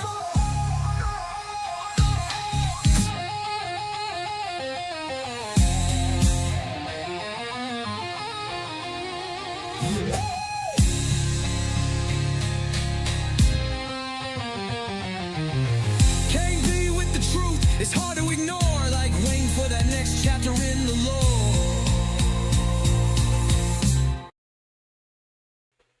All right, everybody, welcome in Jenn from Act Criminal Confidential. She's here with us now, and I don't have to do this all by myself anymore. It's nice to have you with us, Jenn. Good to see you. What's happening with you, my dear? You woke up a little late today, did you? Yeah, just a little bit. I kept you up. She literally fell asleep on the lives last night.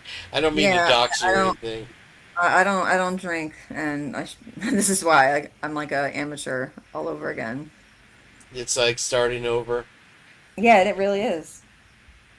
It was only half a bottle of wine. I'm surprised it really kicked in there. And I can understand.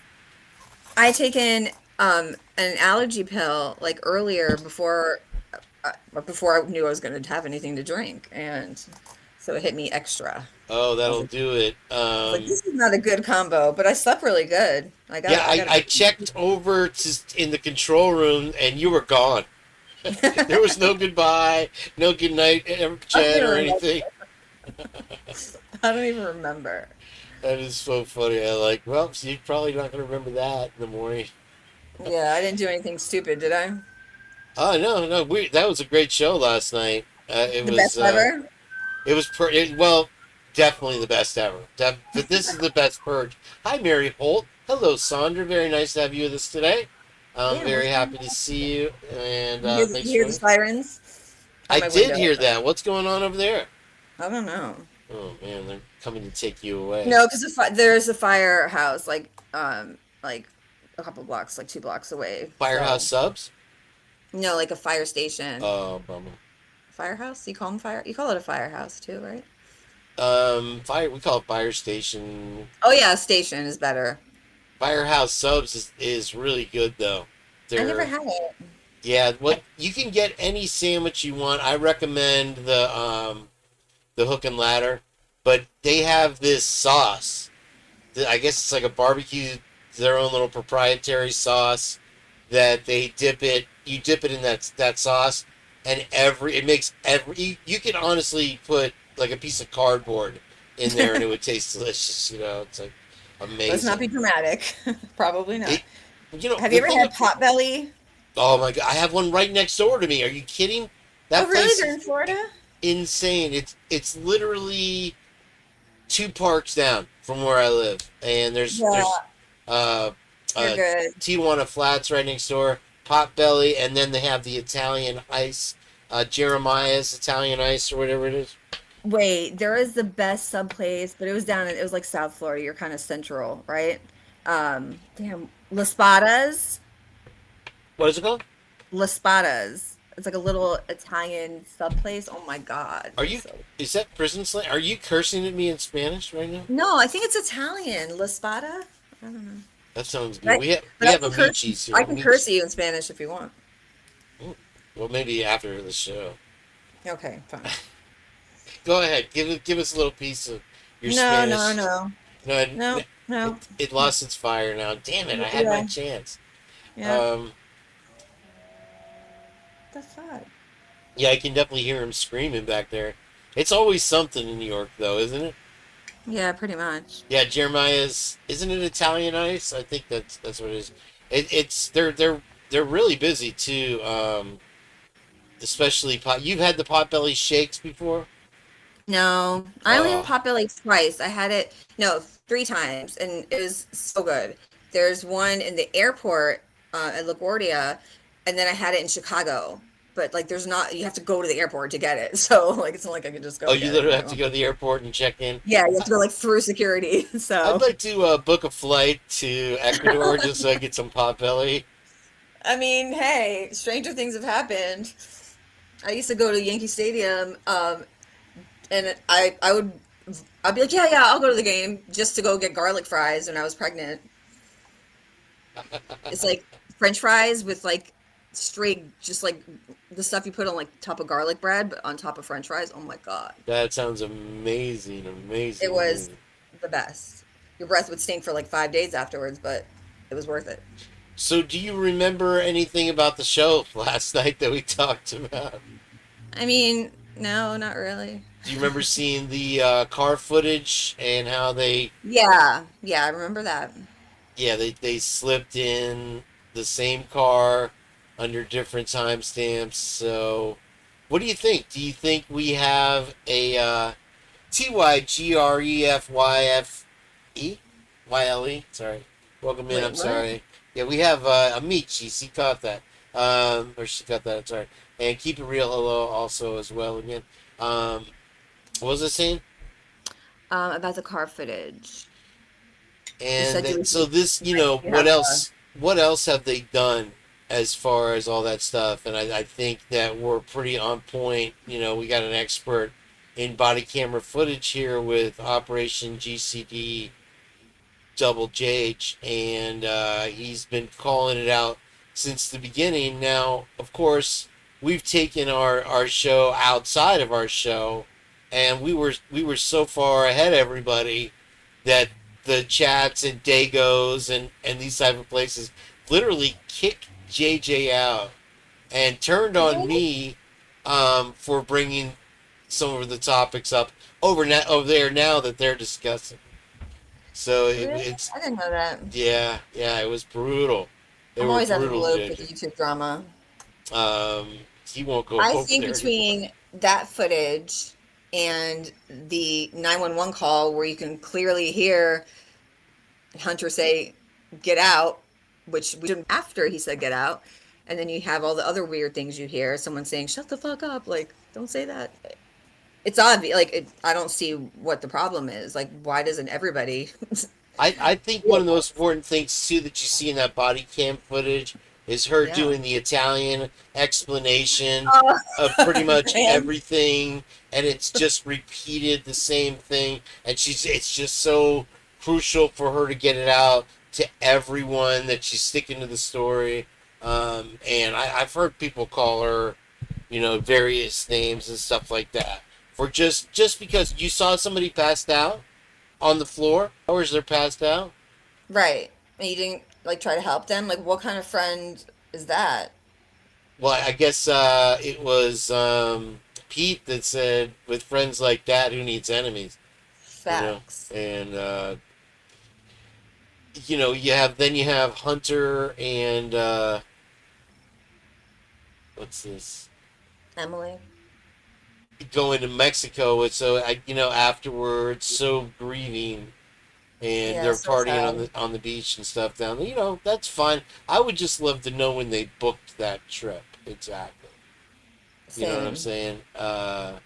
Because the timing on that seems a little It was suspicious. yeah, it was in bad taste to post photos of their trip on social media. Like go on the trip, fine. You want to decompress and just like get your mind off of things, escape. Okay, I could wrap my head around that. But like posting pictures like holding hands and frolicking on the beach, a la Lori Vallow and Chad Daybell. Like it literally was like remind me exactly of when they were frolicking on the beach in Hawaii. It just rubbed me the wrong way. What is this that Lucy just posted here? Thank you, Lucy. Lucy. Josie, let's see here. Should show here. Up, JJ's here, I think. Someone's. Who? Is this the Purge? Is this the Purge? Oh my gosh! Did somebody put JJ in a tube? Nobody puts JJ in a tube. Am I coming in distant and unreadable? Kind of echoey. No, you're likable. You're an okay guy. You're amicable. Well, that's not what I was saying, sir. Hold on one second. I'm currently on the move. I've been here on I-95, digging through the tall grass, looking for a knife with my fellow private detective, Jason Jensen. Did you bring your metal detector, sir? We did not bring a metal detector. We did find a knife sheet. What are the odds that you find another knife sheet? Well, you better take it back to HQ over there at the Human Bean and have it analyzed by the coffee baristas. How are you doing, we'll get sir? on that stat, sir. We're gonna get the Human Being Forensic Lab on this matter. We're gonna get the Human Being Forensic Lab on this matter ASAP. Maybe you can get Stacy Chapin to do the world tour of how you helped the case. You're headed. Of course. Are you headed back home now with the dogs? What's going on with you, brother? Well, let's not get do any names or locations, sir. Yes, I am headed back home. Absolutely. Right on, that's great. Okay. Well, I appreciate you calling in. Do you want a safe drive and hit us back up? Me and Jen, give me and Jen a little Jen time, and when you get back home safely, or you guys are going to keep it PG-13. I'll tune in. Otherwise, I'm out of here, bud. You are the target, sir. Yeah, no, you're no, welcome. For sure, I'll listen in. No, I'll tune in. I'll give you a holler back when we get back to HQ. Sounds good, brother. Drive safely, man. We'll talk to you in a bit. Drive safe. Yeah, I got a lot of tall grass to search here, so I'll catch y'all soon. Sounds like you deep up in it, brother. We'll check you in a bit. All right, there's JJ. He'll be with us in just a minute. Jen, tell me about your hangover. What's going on there? Oh, is that Master Nature? I think Master Nature just jumped in also as well. No, maybe that's just you. Where is Master Nature? Somebody call him on the hotline there. We'll get him. I'd love to have him. I feel like he's a part of the show already, Jen. He's a fun guy. Fun guy to be with. Fun guy. Who are you calling a fun guy? What else were we talking about? Where were we? I think we were talking about the Idaho4, right? Is that the name of that case? Well, we do a lot of snack news. Let's read what I have here from Miss Lucy Morningstar. And I think also Woke Up posted something, which I thought I need to make her a producer on this show also. She gives me a lot of good stuff. Okay. Soviet Moscow Sticker Defense Fund. What? Multiple members of the Wilson family in Moscow, Idaho, were prosecuted, and one conviction is now on appeal in a case known as Stickergate, in which non-damaging stickers were placed on city property in protest of illegal arrests made by the Moscow PD at a Som Sing COVID restriction protest. The protest stickers displayed a hammer and sickle and read Soviet Moscow enforced because we Karen. The prosecution of the Wilson family is politically motivated.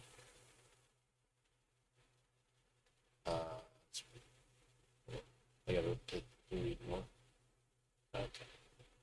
And undisputably selective in the city's history of the sticker code has never been enforced, nor has anyone ever been cited or prosecuted under the ordinance. Each misdemeanor count carries a maximum of up to 6 months in prison. What? All gifts will go towards legal expenses incurred in what some locals are now calling sticker gift. About your gift and the IRS, your gift will be shared across the legal defense costs. Gifts to the legal defense fund are now deductible. The IRS allows an individual to gift up to $19,000. That's fucking funny. So there's, let's see when the latest update is, 23, 22. Okay. That's a good one, Liz. Thank you very much for that. Let's see what old woke up, not old woke up, but woke up has to say. What is it? Oh, that's Operation GCD. Thank you for popping that up there. JJ going through the tall grass. Hopefully he can avoid all the snakes. What else were we talking about last night, Jen? Do you remember? You expect me to remember? That's, I'm putting you on the spot a little bit.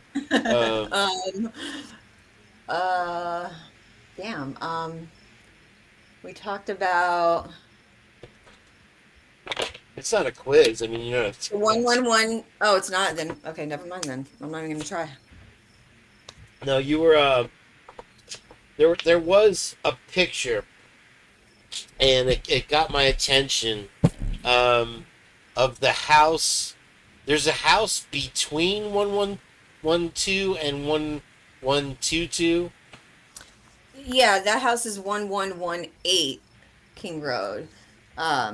It is technically on the same lot as 1112. Like those two houses were both sold as one on one document because they share the same lot or something like that. And now, is that the house they call the Shark Tank? Correct. Okay. It's like that one that's like long. It's long and it looks like just one story, but it has a lower level. That's what she said. Basement level. But didn't they? Why did they call it the Shark Tank, Jen? Well, I mean, I don't know for a fact, but I know that a Shark Tank is a type of training exercise in like boxing or like Muay Thai, and it's a sparring exercise. It's very grueling. It's where one person basically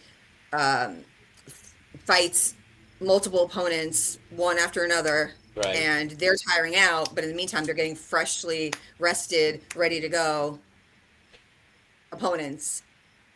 And yeah, that's what a Shark Tank is called. That's what it is. Which is when you have Jack Showalter allegedly at the grub truck bowing down to the guy in the tank top. Exactly. That's the alleged winner on that specific night of the Shark Tank activity. That's my belief. Yes.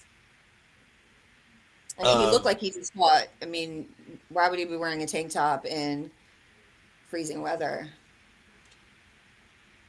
So, do you think that this is the possible location for everything that went down, like I do?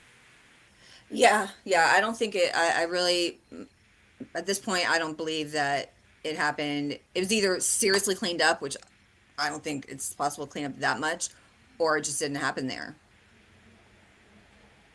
Maybe it started somewhere else. I don't know. With all the garbage that's strewn here and fro, those floors are spotlessly clean, and it just doesn't seem, for what we have, the injuries that we have. Now, we haven't seen really pictures inside of Kaylee and Maddie's room so much, but as far as what you would consider spatter for this type of unaliving, it doesn't match. It doesn't fit from what we see. Yeah, there's no way.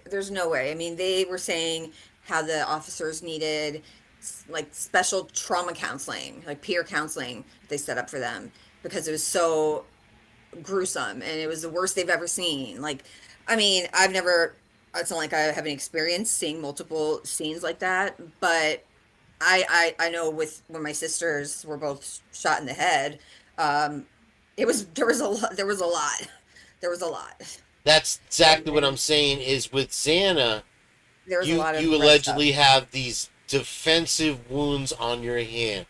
Now, Right. if this started in the hallway, I know that when I broke a tooth or cut a finger, when the wound opens, there is instantly your heart is pumping and your blood squirts, and so there would just be blood all along that wall, and we don't Especially see if it was that. a frenzied attack. If the person did this in 2 minutes or whatever the ridiculous number they gave us, that means if you're doing it fast, it's gonna go just everywhere even more so, you know? Right, like, so we'll say you cut off a digit.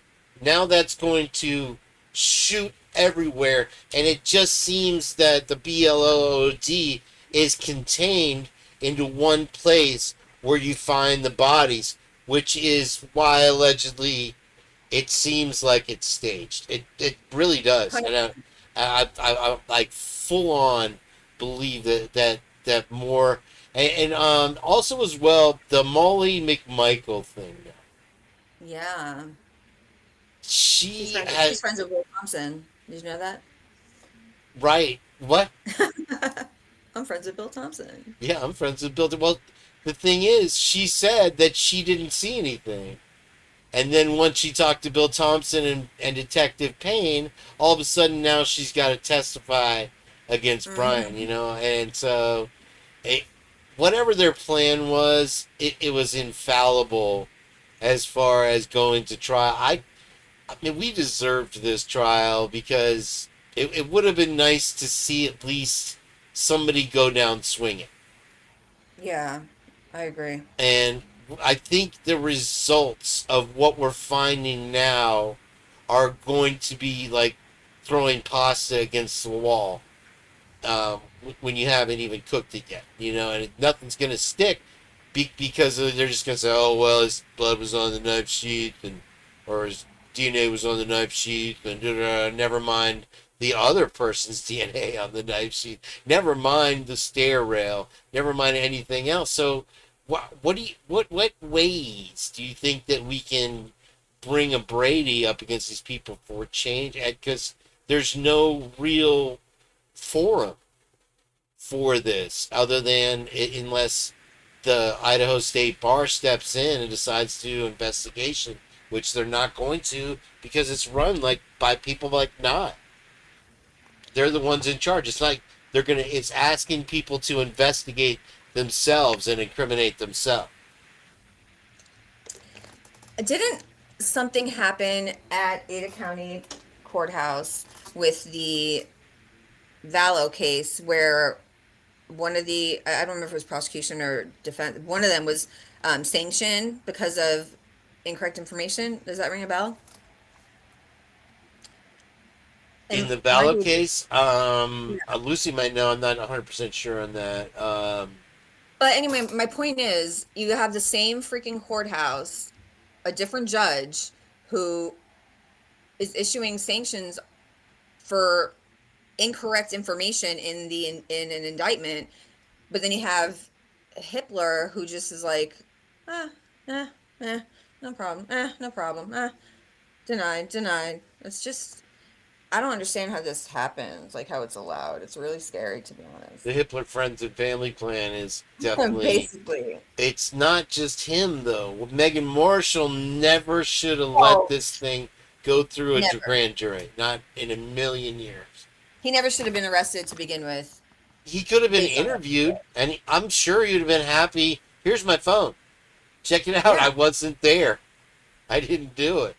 But, you know, instead, they make it look like it was a nationwide manhunt where he was a fugitive. Now he's in Pennsylvania. It's federal jurisdiction. Blah, blah, blah, blah, blah. They overhyped it, and they continue to overhype it. I don't know about you, but this media blitz is just it's just tearing me up because every single media outlet is doing the same damn thing, and it's article after article, day after day of bullshit, and it's really pissing me off.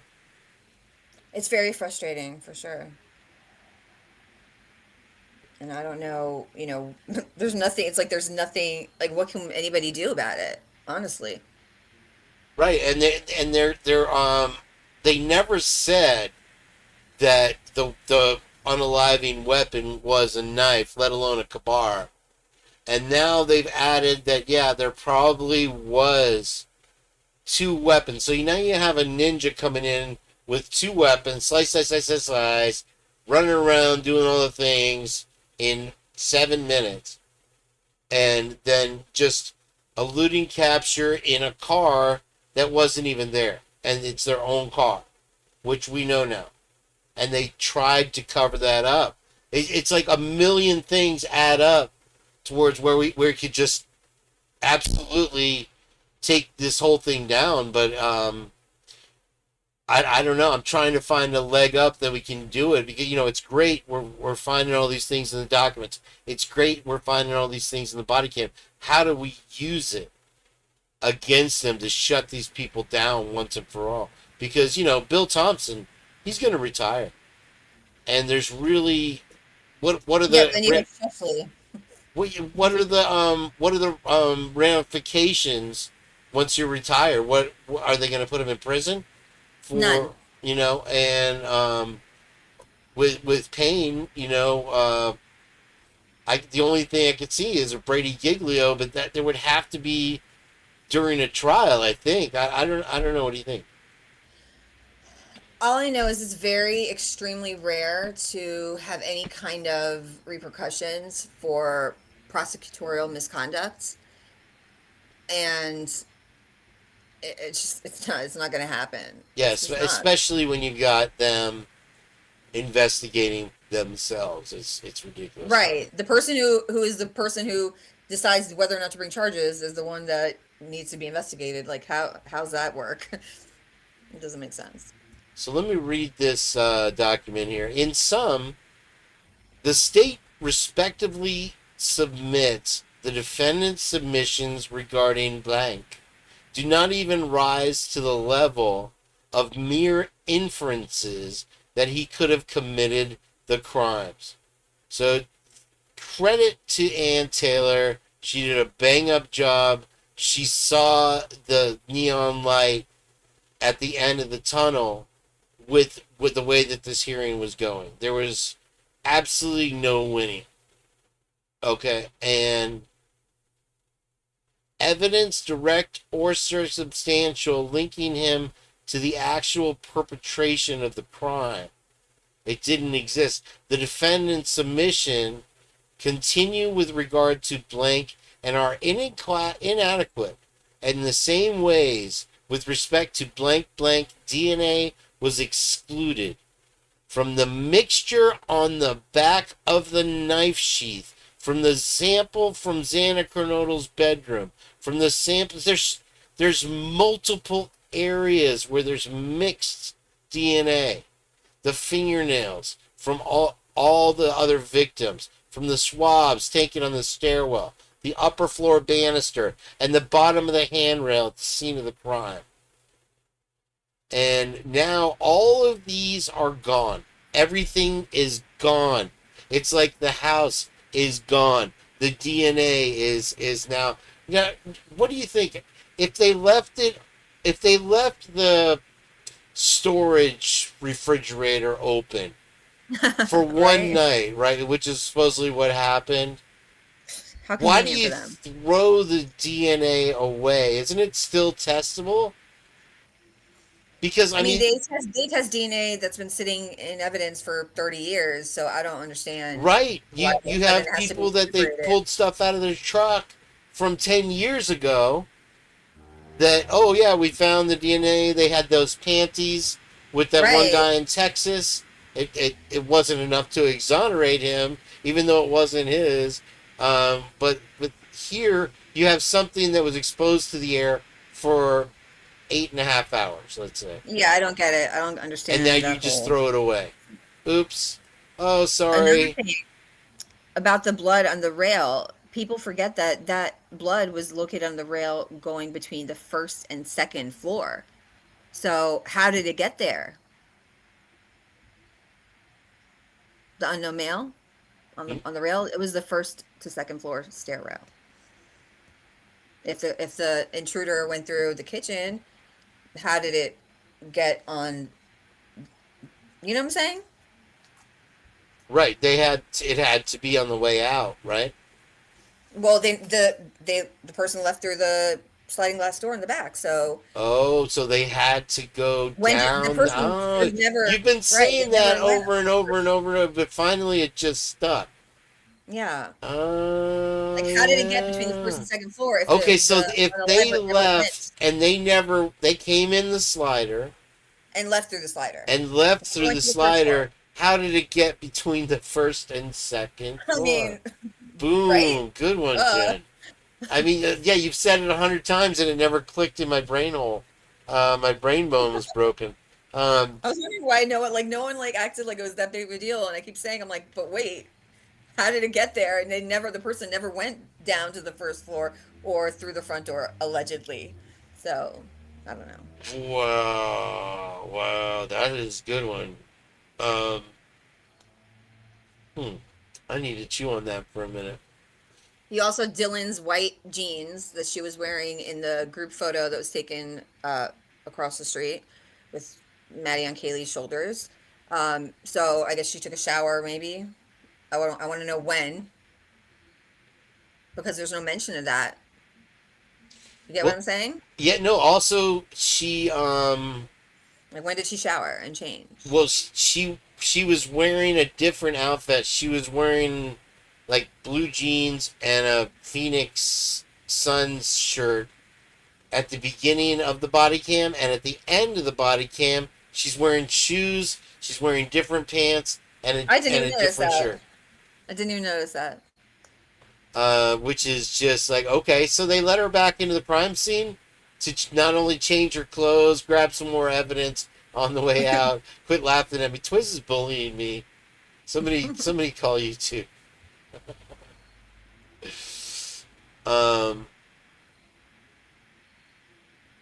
Who leaves the clothes in front of the shower in a shared house like that, right? When the hamper's literally 6 inches away. There's a lot of things being shown that you really can't make out at all. That's right.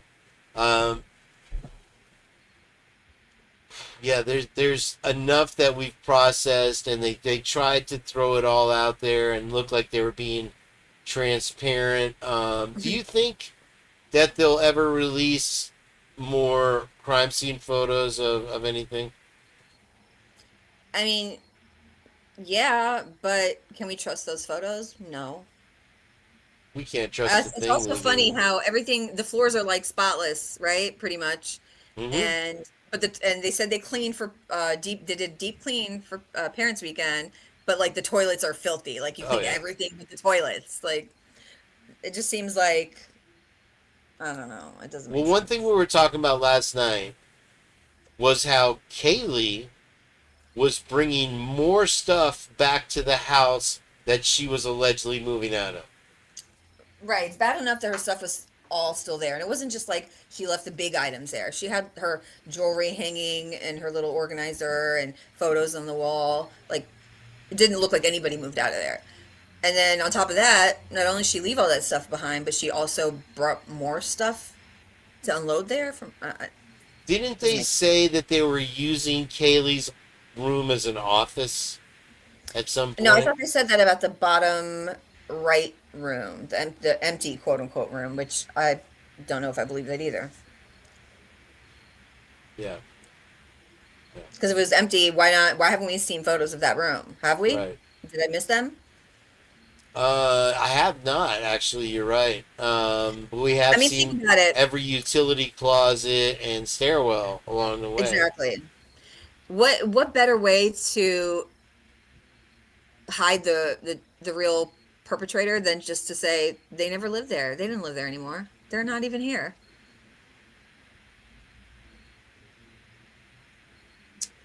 So you literally have, and I guess I should play it. Let me pull that up real quick here. I've been meaning to watch. Heather, can you attach Max Thunderclap?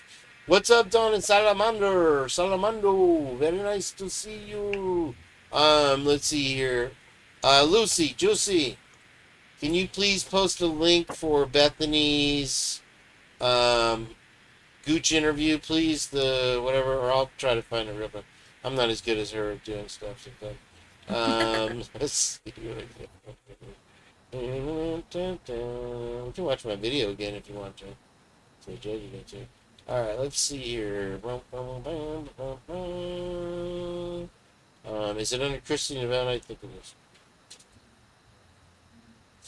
She had something new today. I want to watch. I'm so proud of her. Okay, so this is.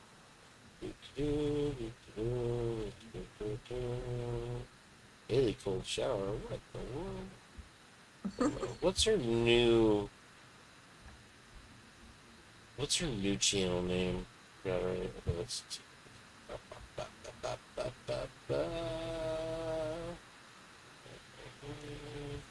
Kristen Nevada's Also, like, the 911 call, you know, we're on the 911 call. They are still on the call when first responders arrive, but then on the body cam, we just see them all standing outside, not on the phone. You get what I'm saying? yeah. Go through your thoughts on that. While you try to find that. Yeah, find me some time. There we go. Okay, I've got it. The whole scene is just extremely odd. You have all the police cars lined up down the block on King. The ambulance just doesn't even seem like they were. I don't know what I'm trying to say. There was no sense of urgency. There was no hustle. There was no sirens. It didn't even really look like anything happened there necessarily. All the action seemed to be down the block. Compared to like the news. At the end of the street. That's right. Right. Yeah. Right. When you have like the newscasts that are showing that, you know, those streets, King Road and Queen Road, it just seems a lot different. I don't know. I just don't believe anything they put out. I feel like everything they put out is intentional to deceive us. Last night we were saying that possibly because we've heard it multiple times is that now not only have they developed ways to hide unalivings and accidents and hazing passing aways, they use unconscious person as a code word. 100%. And I think that is exactly why the reaction was the reaction. Yeah, like don't make a big scene, don't put on your sirens, don't draw attention. It definitely seems like some kind of code. And I told you what I think about DM texting the driver asking if he was still driving. I think that was code for something as well. Right. Exactly. Good to remember. Okay. Where's Master Nature? I'm gonna have to dock his hula burgers. Let's see this one. Go up. Hold on. Darn it.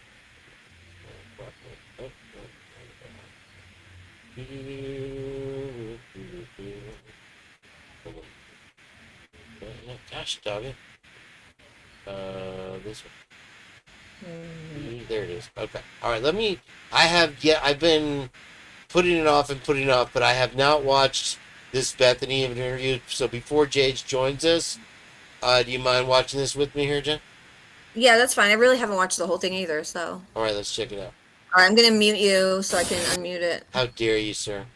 Sir. Okay. Good day, sir. All I want to do is try and get an idea of what you heard, what you saw, and any timeline, any information that you can give us so that we can try and figure out what happened, okay?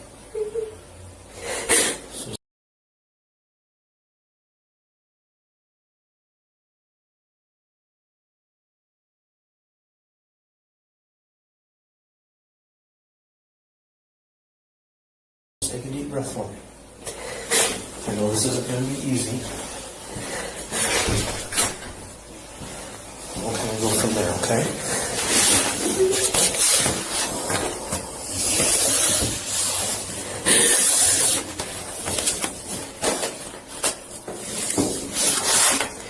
Can I get your name? What's your first name?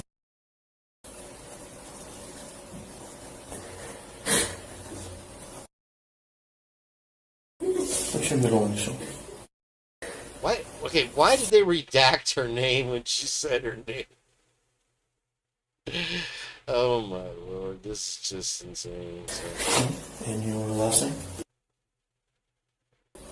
Jeez. Jeez and right. And your date of birth? 2003. And you live there at 1122 King Road? Yep.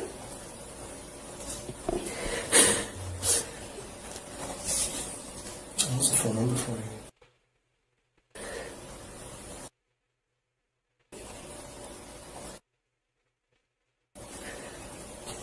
And what state you're in, Nevada? Nevada. Nevada.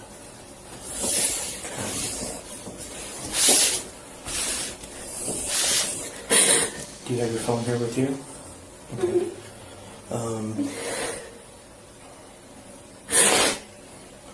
So what we're going to be doing is taking people's phones for a little while. And we're going to try and... So because, I don't know if you called me.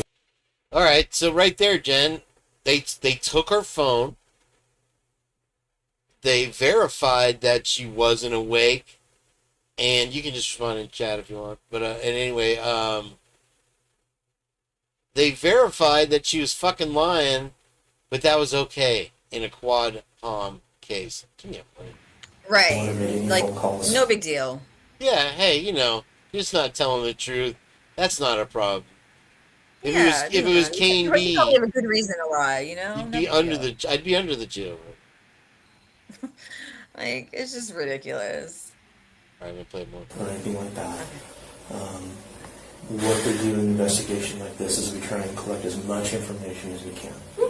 Okay, anything that might be small, you may not think is important for us to find out what happened, but is very crucial. So taking something off your phone might be extremely useful for us, even if it's something that you don't realize, okay? And we'll try and get that phone back to you as fast as we can. Okay, is that okay with you? Okay, so this is your phone here? Yeah, can I tell my mom? That's fine. Text Text my your mom real friends. quick. Yep. What the hell's And that then what about? I'm going to need is your passcode from your phone, or It's like Here, JJ says, it's like we don't even know that these people are these people. I mean, this is completely ridiculous. I've seen police bangs where they don't even blur out the person's face and they're lying there taking the asphalt temperature challenge. But here we have an interview with the person who we know it is, and they've completely blocked out 30% of the entire screen. I've never seen an interview where the camera is like on top of the table like that. That's like, don't they another, have, yeah, like, it's usually the like room cam or whatever. right. It's just set up like for every interview. It's up in the corner on the top of the ceiling. Why is it on the table like that? It's very suspicious. And somebody asked, where did she get the yellow hoodie? Now, I'm not sure if this is the first interview with Bethany, if it was right after, or if this was days later. I But thought they it was should timestamp. have been interviewed right away separately without a chance to get all their stories straight again, which I think they had plenty of time to do before they called the 100%. sorority machine. And then, did their thing. All right, let's get back to it.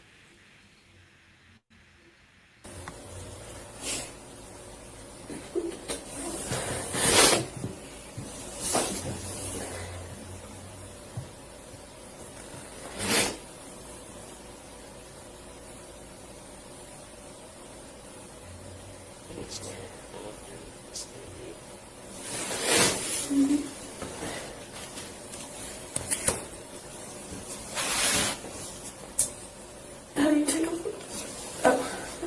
You can get out? And if it won't let you do it, that's fine. You can just give me or tell me what your passcode I is. just don't know my. Okay. What is your passcode?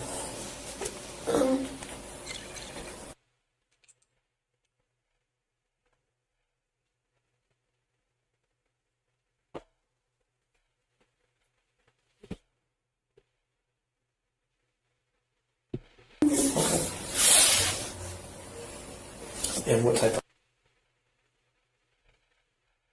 What in the effing lords? What is going on here? Can I see my one text real quick? They can't show her phone? Alright. Or the Sorry. door? Wow. Okay. This any is the social media weirdest you thing have, I've like ever Facebook freaking or- seen in my life. What are they? Holy crap, dude. I knew when I watched this I was going to have an insane amount of reactions, but I had no idea it would be like this. Thank you again to Brianna. Do you have any other social media type site? I have.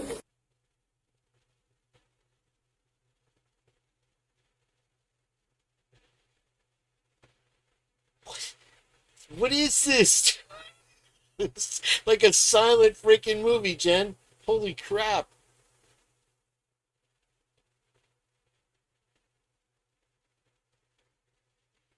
Hold on.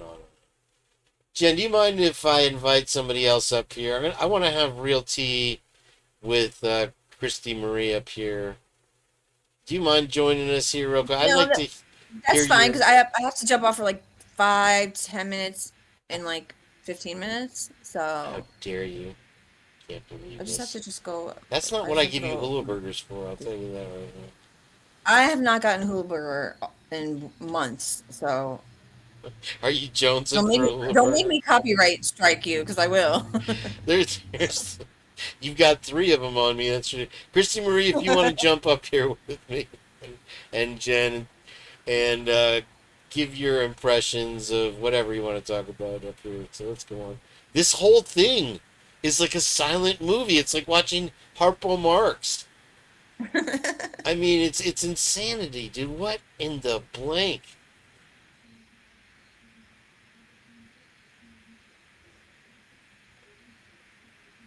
Take your time. Take your time.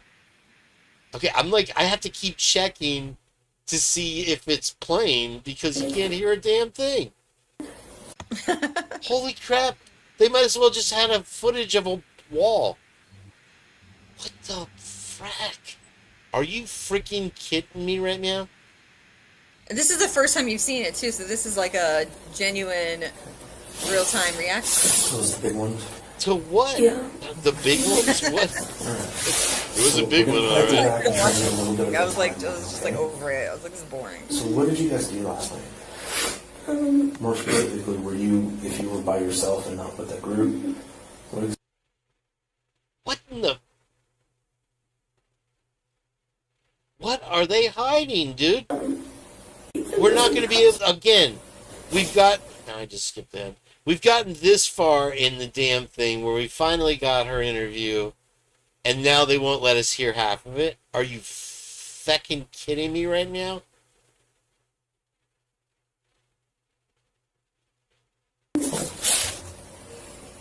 and what type of... What? Dude, I am seriously about to lose my marbles. Can I see my one text real quick? See my mom text me real quick. What kind of... This is a hack job, dude. This is a freaking hoax. Holy shipwreck. I am losing it. Those big ones? Yeah.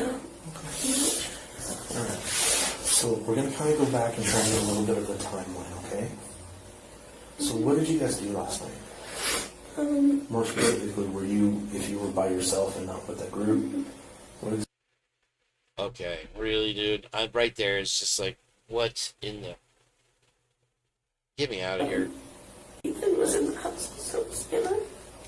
So you're with One of them is my roommates, and one of them is her boyfriend. Okay. So you're with Ethan And Xana. Xana? Mm-hmm. Can you spell that for me? Xany. Or ANA, sorry. XANA. Okay. Okay. So I'm just trying to.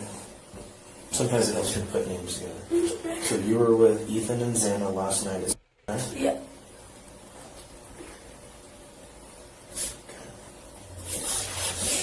And do you know Ethan's last name? Kane. I don't know how to spell it. That's fine. And Xana's last name? Kernel. Do you know spell it? I think it's KERNL. Okay, we've taken roll. Can we get to the story here? Okay, so you're within. What time did you guys get to sleep? Around 8 something. Maybe 8:30.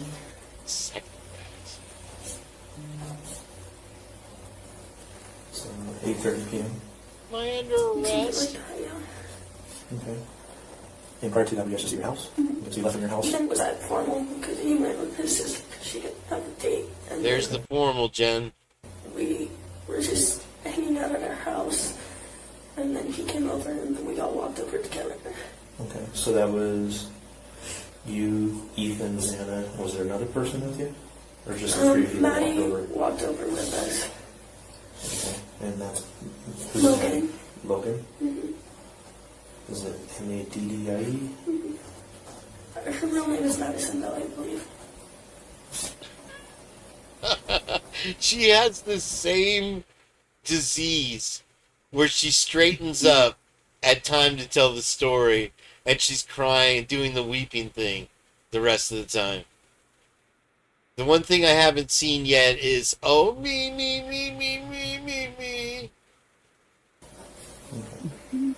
So you guys all walked over to... Well, she did ask if she can still make it to Thanksgiving.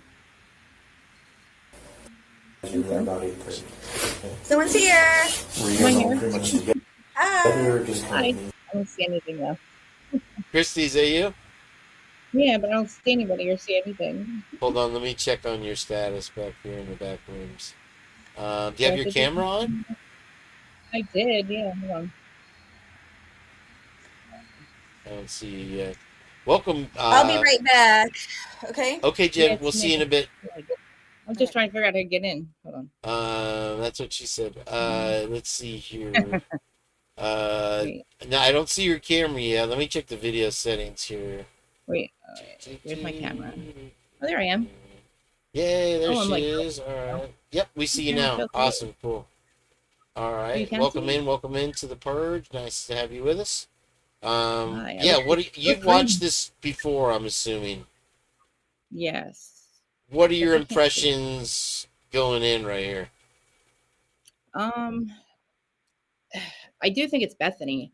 I just think she's completely checked out, and I think that it's ridiculous that we're redacting everything. And I just think that she was an unwilling participant in this whole thing. But yeah, I just think it's they're hiding so much from us that how can we trust anything that they give us? You know, We're a It's good just- I can third of hear the you. way You're- through, and we haven't heard a full sentence yet. That's what's That's true. crushing me That's right true. here. I mean, this is That's nuts. true. Let's okay. So, were you guys all pretty much together, or just kind of mingling? All right, let's take it from there. Going throughout the house most of the night. We were all pretty much together, and then Maddie left to go to the club with Kaylee. And then I was with Ethan and Xana most of the night, but then one of my friends came. Her name is Steve, and I hung out with her the rest of the night. Okay, and who was that? Her name is Yes. Can you spell it for me? She can't spell, and he's having her spell everything out. And her full name is bigger than that. Okay, that's fine. Do you have a She hasn't gotten one name right yet. Yeah. It's in the phone. Okay. Oh my goodness, dude, this is So you were ridiculous. There's no legitimate questioning so and far. at that point, Ethan and Can you spell Ethan's name? Still at the house? I don't even say his name. Huh? Chapin. I think Dylan called it Chapin. Chapin, yeah. I don't know how to spell it though. What time was that at? Oh, well, not really. I can't remember. Maybe like 12. Yeah. But that could be wrong. No, it's fine. Like,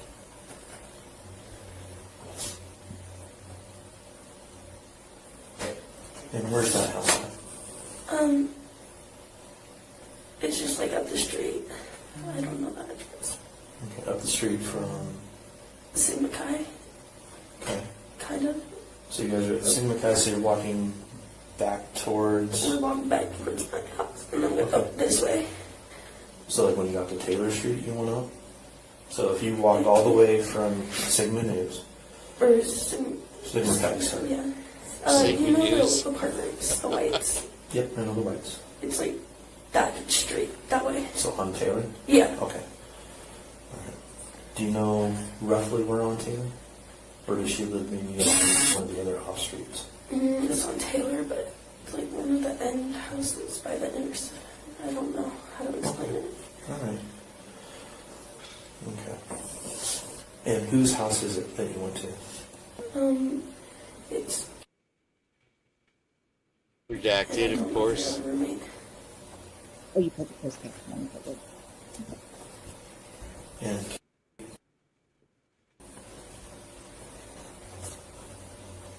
This is a shit show.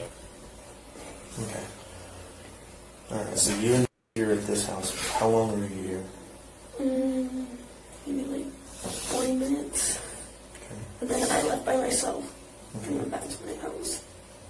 So you walked home maybe around 1-ish? Yeah.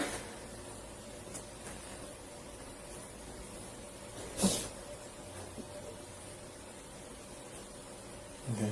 What did you see when you got home? We're sitting on the couch watching Vampire Diaries. No one else was home yet. And is another roommate or what was last name? She's a diamond. Oh, okay. And If she says pretty much once, I'm gonna tear the screen apart. that's fine. And does live with you guys too, or just with you? Just a friend. Okay. And then she left. Do you know what time she left at? No. But you were all watching. Vampire Diaries. Okay. And anything happened during that time? All right, so Christy, welcome and thanks for coming on. Who was this person that was hanging out? Is that Josie? Do we know?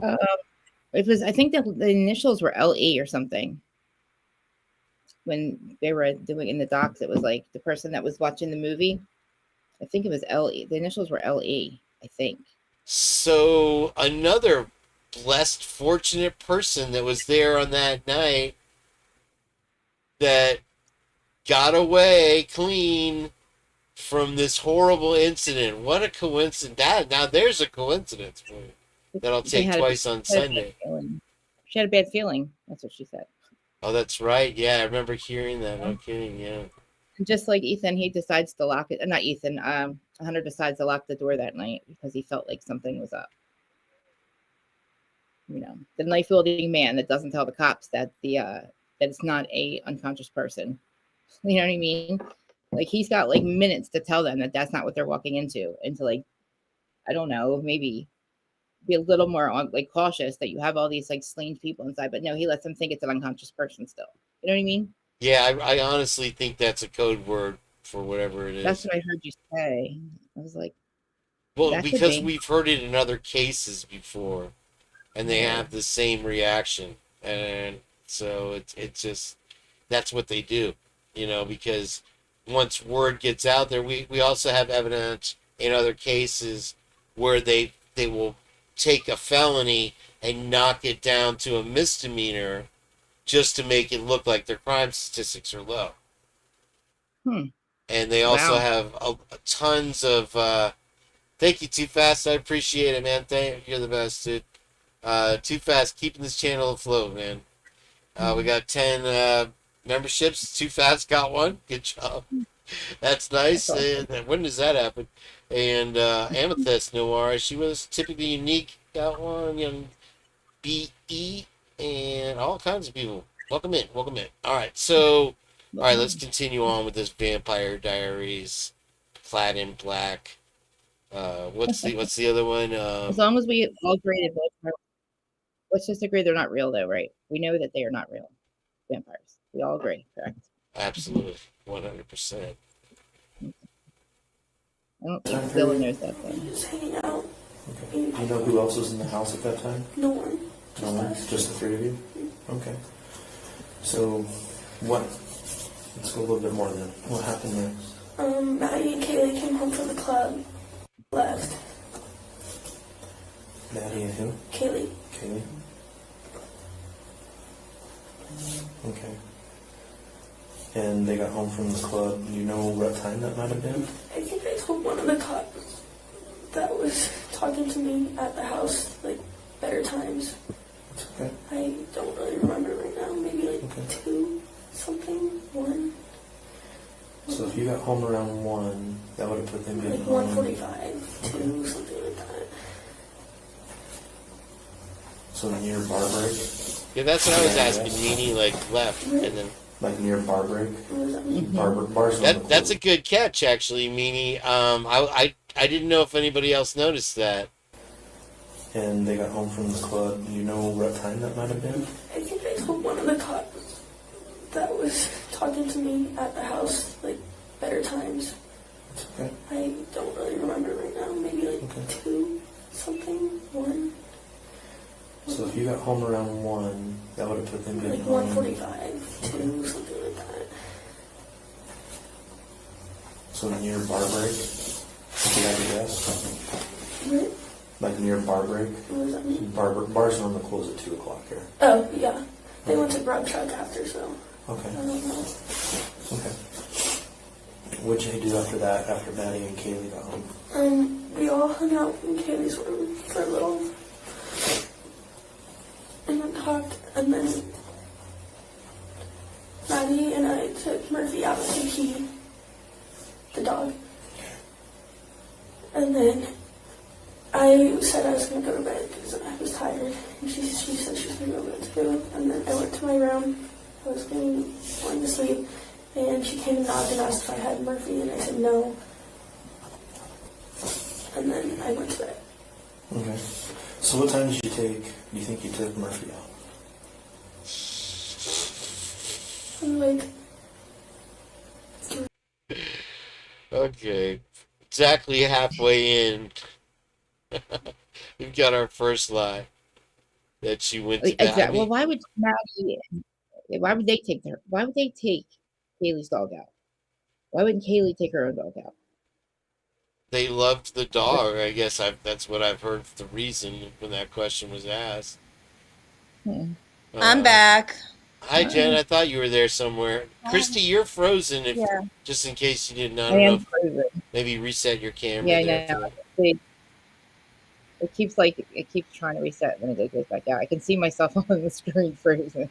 I think they're throttling everybody that's still questioning this case. It's funny because I keep hearing like even Dago was having trouble with his stream. Miss Potts has had endless issues. It's unbelievable. And then I'm getting all kinds of weird stuff you wouldn't even believe during my Not Kane Bees shows. Same. What's up, Jen? Same. I have all kinds of issues too. Right, but we're not talking about sexual things right now, Jen. Oh, we're not? Okay. That could be later. We'll save that for the extracurricular. Nothing. Hello. Nice to see you. Welcome in, Jesse Shule. Hello.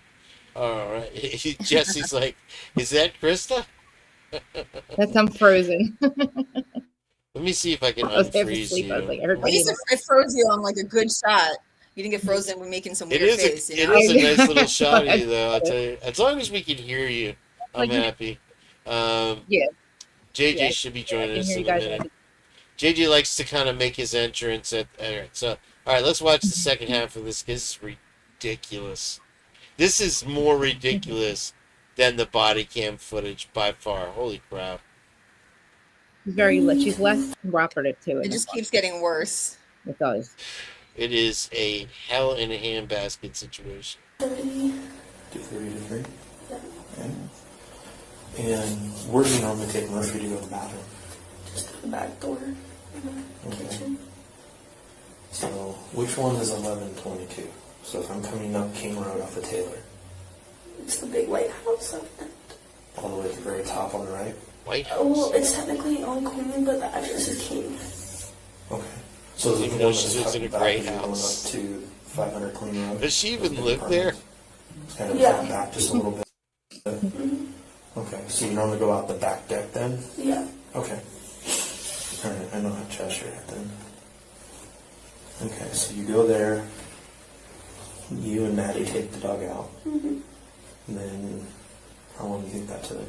I was out there for maybe. We're halfway through. We can't get past taking the dog out. Wow. What the fuck? Okay. But she was asleep, remember? Nothing Yeah, to see she was here. doing all that. Then you both come back in. So you and Maddie both I come came back in in. before she did. Okay. Did Maddie still have the dog then?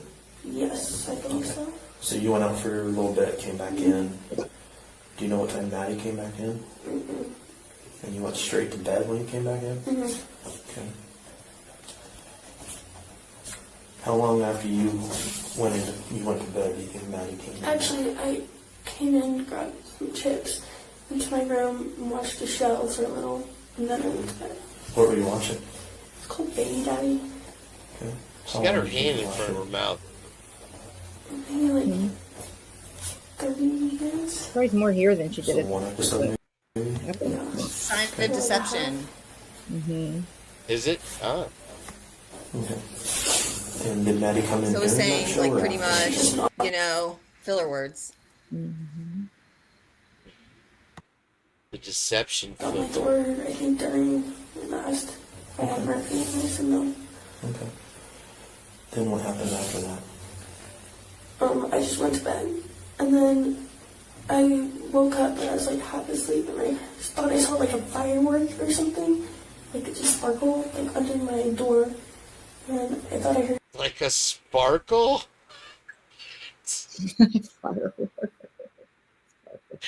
Oh my gosh, dude. like something kind of fall.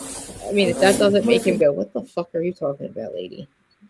Bark, but I thought I don't know. people were just making like food, like, and Ethan was here or something and knocked something over because he's usually loud in the kitchen. If she was asleep, how did she see what was going on under her door? Thank you.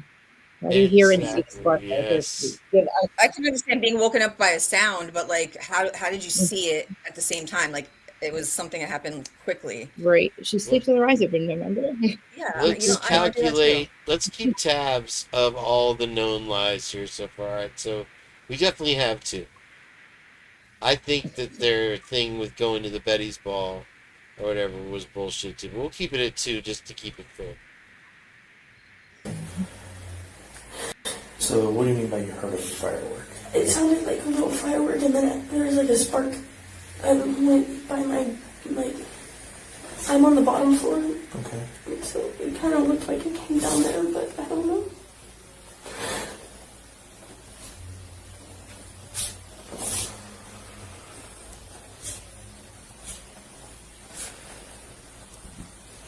And so is Murphy your dog? Kaylee's dog. Kaylee's dog? Kaylee and her ex-boyfriend's dog. Okay. So Still with the dog. You heard Murphy bark right after you heard what you thought was a firecracker? Yeah, something like that, but he like, I don't know, dogs bark at random things. And sometimes when he's Hold on, one thing I want to mention. Yeah. Bethany never mentions that Maddie called her. That was like the last phone call Maddie made was to call Bethany, I That's believe. exactly what I'm waiting to hear. You see the end of the sky. And there's no, like, first of all, why didn't she answer? Second of all, why didn't she mention that? She never forgot tells that her part dog. of the story. I mean, the thing that I noticed, and I'm not an FBI forensic analysis of human behavior, You're not? but the way that she tells the story is exactly the way that Dylan tells the story. It's a story. It's not As a. if it was rehearsed, right? And you're gonna Bingo. when you're not telling the truth, you're gonna leave shit out. Right. And Because you you're hit all sticking those to the key, script. yeah, and you hit all those key script moments. Like, I did this at this time. I did that. I think at this time. That's it. Exactly. It doesn't flow naturally. Right. I'd be like, my friends are dead. Leave me alone. I don't know. Yeah, I wouldn't be asking about Thanksgiving dinner. Exactly. But she has things to do. Thanksgiving. You know. I don't know if she was in shock or dumb. If you can ask about turkey, Yeah. not in that much of a shock. Can we please just go home? I just pretend I'm not here. Go ahead.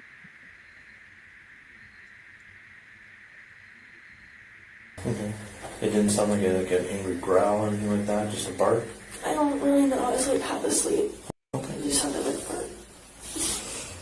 So, hear the firework, kind of see a spark underneath the door. Murphy barks. What'd you hear after that? Pretty much nothing. Nothing. That's it. Okay. And you thought maybe someone was just in the kitchen at that point? Yeah, just like someone accidentally fell into the table or something. Okay. And she was like with Murphy. Do you know about what time that might Liar have three. been? Lie three. Wait, what did I miss on the 3? How do you The how dog, do you know saying the that dog. it's like how are you conjecturing that it sounds like someone accidentally fell into the table? I mean, it could be a million things. You hear a sound, and maybe you hear the table scraping against the floor, or something like that. And also, if everything's happening on the second and the third floor, why is there fireworks on the first? And nobody knocked over those beer pong, those Yeah. cups at the other one end, right? And the dog barking was not a happy bark. That was a oh. It was a sad. It was a He was angry bark barking forever. angrily at somebody.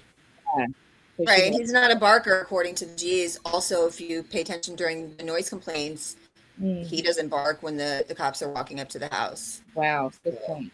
Oh, yeah, and So then if he and was he barking- happily strolls away.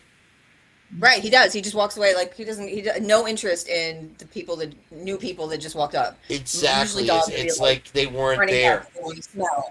Yeah. Mm-hmm. He didn't want to smell them or check them out. Like, who are these people? He was like, nah, I don't give a fuck. Apparently, they didn't even live at that house. It was Hunter, wasn't it? They answered the door. Like nobody was. I have theories about that. We know Emily used to live there in that empty room. Maybe she still lived there. I don't know. He looks like the life has drained out of him since then. Huh? Like he's not well, which makes me feel like it's guilt eating away, and like he knows something. Krista, your mic's breaking up a little bit. Shoot. What's happening? Isn't that crazy? This audio. This is ridiculous with the audio and with the video. I mean, It's intentional. It's probably intentional. absolutely. I mean, it's like, okay, at first it's somewhat ridiculous. Now we've just gone full-blown asshole. Yeah, I've never had issues. It's crazy, and I have full bars. Like Annie always says, it looks great on here over here, but. Okay. And she was like with Murphy. Do you know about what time that might have been? Do you have any idea? 4 or something. I tried to call all of them at like 4:20ish around that time, and no one was answering. There it is. I tried to call all of them. All right. Well, you live in the same house. Somebody supposedly called you and told you that one of them is laying passed out. You can't walk up 10 steps and go see instead of just calling them. And if they don't answer when you call, why aren't you calling 911? Especially since Bethany, her big, Maddie was her big, right? I don't The think sorority- anybody was friends in that house. I agree with you, but it's funny at the the memorial, they read the letters from Bethany and Dylan. I think it was one of them or both of them said how Kaylee and Maddie were like second moms. And I'm sitting here like thinking, okay, why wouldn't you go ask your second moms for help versus calling Emily and Hunter? Mm.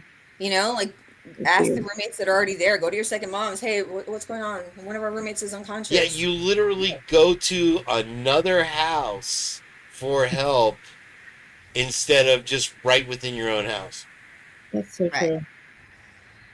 This is nuts. Like it's so. Is my audio okay or no? It just sounds muffled, like you have your hand over the mic. Maybe it's too far away. I don't know. I'm just sitting here still. It's okay. We can hear you. I just feel like Hunter, he was just so. I didn't think anything of it until we saw him in the video, and then when the body cam video of just how weird with his arms up. Somebody was saying it reminds me of like when Chris Watts was. Yes. It's like nervous with his hands on his head, like what are you doing, and why are you not telling them that there's a knife? There's slain people inside. They're not unconscious, like especially when they first show up. You let him walk into that with no warning of what he's going to find. When you know that you've already been there, we heard you yell their names. Are you there? Are you awake? Why are you asking Zena, or why are you yelling for Vanna and Ethan? You know that they're not awake. You know that they're not alive. Like on the 911 call, you hear him go, "Hey, Ethan, Vanna." It's like, dude, stop with the screams. Like, what are you doing? And then when he gets handed the phone, and the 911 operator is like, "Is someone in like what's going on?" He's like, I don't know. They just handed me the phone. Like, dude, are you not losing your mind? You just see people unalived and they're unrecognizable. What is wrong with you? What is wrong with you? And that's a small ass room. Like, how do you? I don't know. It's just he seemed to have a real vested interest in the happenings over at that house. Oh, yeah. You know, both noise complaints. He inserts himself. Mm-hmm. It's almost like he lived there. Right. And his phone was there for 2 days straight, and he didn't. Yeah, bingo. Weird, dude.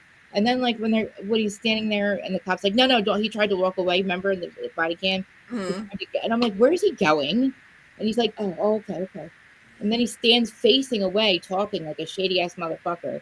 Like, oh god, like, I don't know what he's saying, but I mean, Maisie and the other Hunter, I'm surprised they're not losing their minds. Like, that's your brother, and I don't know if he told them or what, but like the way he's talking, I would be like, "Where's my brother?" Like, I wouldn't care what the fuck you had to say.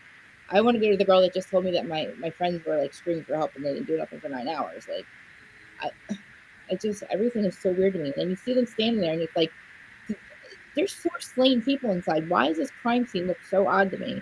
It's like it doesn't look real, right? Like an unconscious person still. When you know they knew, because Dylan said it. Dylan's telling Jack D, and everybody's kind of just looking at her. And I'm like, I wouldn't be around her either. Well, okay, ladies, hold it. Calm down, ladies. Calm down. No, don't tell us what to do. Correct me if I'm wrong, but halfway through the 911 call, they asked Dylan if the people are breathing. There's no way that you could tell if they're breathing or not unless you're right over them, right or wrong? Right. Well, she says, I don't know, but can I just tell you pretty much? And then finally she says, we have to go check. And Bethany didn't want to. She's like, but we have to. But they already did. That's the fucking problem. They already did. So why, when she was asked, is someone unconscious right now, when the operator asked her that, she was like, I don't really know, but pretty much. How do you not know? If you don't know, then what are you crying about? Mm-hmm, exactly. What do you mean? You saw a murderous man in the house. You heard murderous shit going on. You passed Xana, who's unrecognizable. You know she's in her underwear. So Hunter's already said, like, it just, everything's so weird. It's like they wanted to still stick to a script that didn't make sense at that time. You know? Can you imagine defending yourself and getting over 50 wounds from a knife and not making a ruckus, not like crying out for help, screaming? I mean, Kaylee, her face was unrecognizable. Do you think that all happened while she was still sitting in bed? Like, she didn't try to get up and like fight for the door, run for the door. She didn't run back up towards the danger, Dylan. Like, give me a break. She ran downstairs and screamed for. Well, she kept running, and you know that. Like, she's not gonna go back upstairs. She ran right past the front door. She couldn't have been that scared. That tells me the fact that neither of them tried to like leave the house or call for help right then and there. Wild. They knew they weren't going to be harmed. Maybe they thought something else was going to go down, and that's why she said, "I'm really confused." But either way, what triggered them to all of a sudden be scared enough to call for help 8 hours later? 8 hours later. And the thing is, if one thing's going on upstairs, right, and Zan and Ethan are downstairs, they had to have heard something. Right. They would have run out the window or the door. So there's more use in there. You know what I mean? Good point. Like the other people or the other four aren't going to just let that happen. They're going to run for help. Or the other two obviously were told not to do something. But the two or the other four, whatever happened first, those two heard the other two that they had to, unless they're being held back by something. So tell me again that there's only one person that did that. Because the other four are definitely running for help or definitely going to try to help. Yeah, I mean, someone saying it's okay, I'm going to help you, like the perp saying it to the victim. Come on, I don't buy that. It sounds like something a first responder or like an authoritative figure would say, or an additional perp. Like, it's okay, I'm going to help you. Like, I'll go get the people upstairs. I'll handle them. You stay here and handle these two. That's what it makes more sense to me. Or like who they're going to believe it. PO or LE. It's the only time that somebody would say that and you believe them for a second, like just to be an asshole. Oh, I'm here to help. I'm a cop. I'm here to help. Like that's what I think. Like, it sounds like a first responder. Right. Or they're just double crossing them and just. Yeah, I don't buy that. It was like, just kidding. Haha, I'm really not going to help you. Right. Yeah, I'm going to get you. I don't buy that. It just seems ridiculous. Well, I understand. I kind of understand putting on the kid gloves if at the point when they arrive and they think these are the surviving victims. But when you're doing an interrogation is an interrogation. And you need to get to the bottom of this shit, and you have to keep them separated. It's Cop 101. Investigation 101, Kid right? gloves should have happened maybe at the initial scene, separate them. But once they get to the station and you're in that room, you're a potential person of interest. Period. I mean, oh fuck yeah. Hello. Can you imagine if it was two males instead of two females? No way. It was totally different scenario. They'd be charged. They would be in that interrogation room for hours. Why would you waste any time? Sure. I mean, listen, all of them technically should have been detained upon arrival because you don't know if one of them is the perpetrator. I mean, well, you have lying ass Hunter not telling them the truth until they find it. That's first, like, oh yeah, okay, or maybe you were already there. That scene, they all should have been. No, that's it. Nobody should have been able to walk past that tape. Yeah, Well, apparently they let Dylan back in to go change her clothes and maybe take a shower, dude. Like, are you kidding me right now? Really? Miss Potts, I don't see the moon. I stepped outside real quick, and for some reason the radar never works when I'm online. Maybe it's taking too much bandwidth, but I can't see that moon. I heard it. I imagine it's probably a pretty big full moon. Oh, there we go. Oh, I got it. Yeah, I just have a ton of cloud coverage. I'm right here. Man. So we can't see shit. Anyway, sorry to interrupt you guys. I'd like to see that. It was cool last night. Was the eclipse last night? Didn't they have an eclipse? Oh wow, I didn't know about it. I was watching the moon and I was laying in bed. I was looking at it. I was like, oh look, it's a full moon. But then I fell asleep. Yeah, I saw some little thing on it. All right, let's watch this a little bit more, guys. I want to get through this. Because we'll sit here and talk. Okay. I just went to bed or something. What? I gotta hear that again. Okay, wait, let's go back a little further. At like 4:20ish, around that time, and no one was answering. I thought they just went to bed or something. Okay. What happened after that? And called me, and she said she thinks she saw someone. And I didn't know, like, really what to think of it, because sometimes we think we hear things a lot in the house, but it's usually just Ethan walking around. But she came, I told her to come in my room, and she could sleep with me, and we could lock the door, and just stay in there just in case if there was anything, and that's all I know. And then I fell back asleep. You didn't hear anything else? So she woke up for Dylan's call to let her in, and she went back to sleep. Lies. There's another one. Right.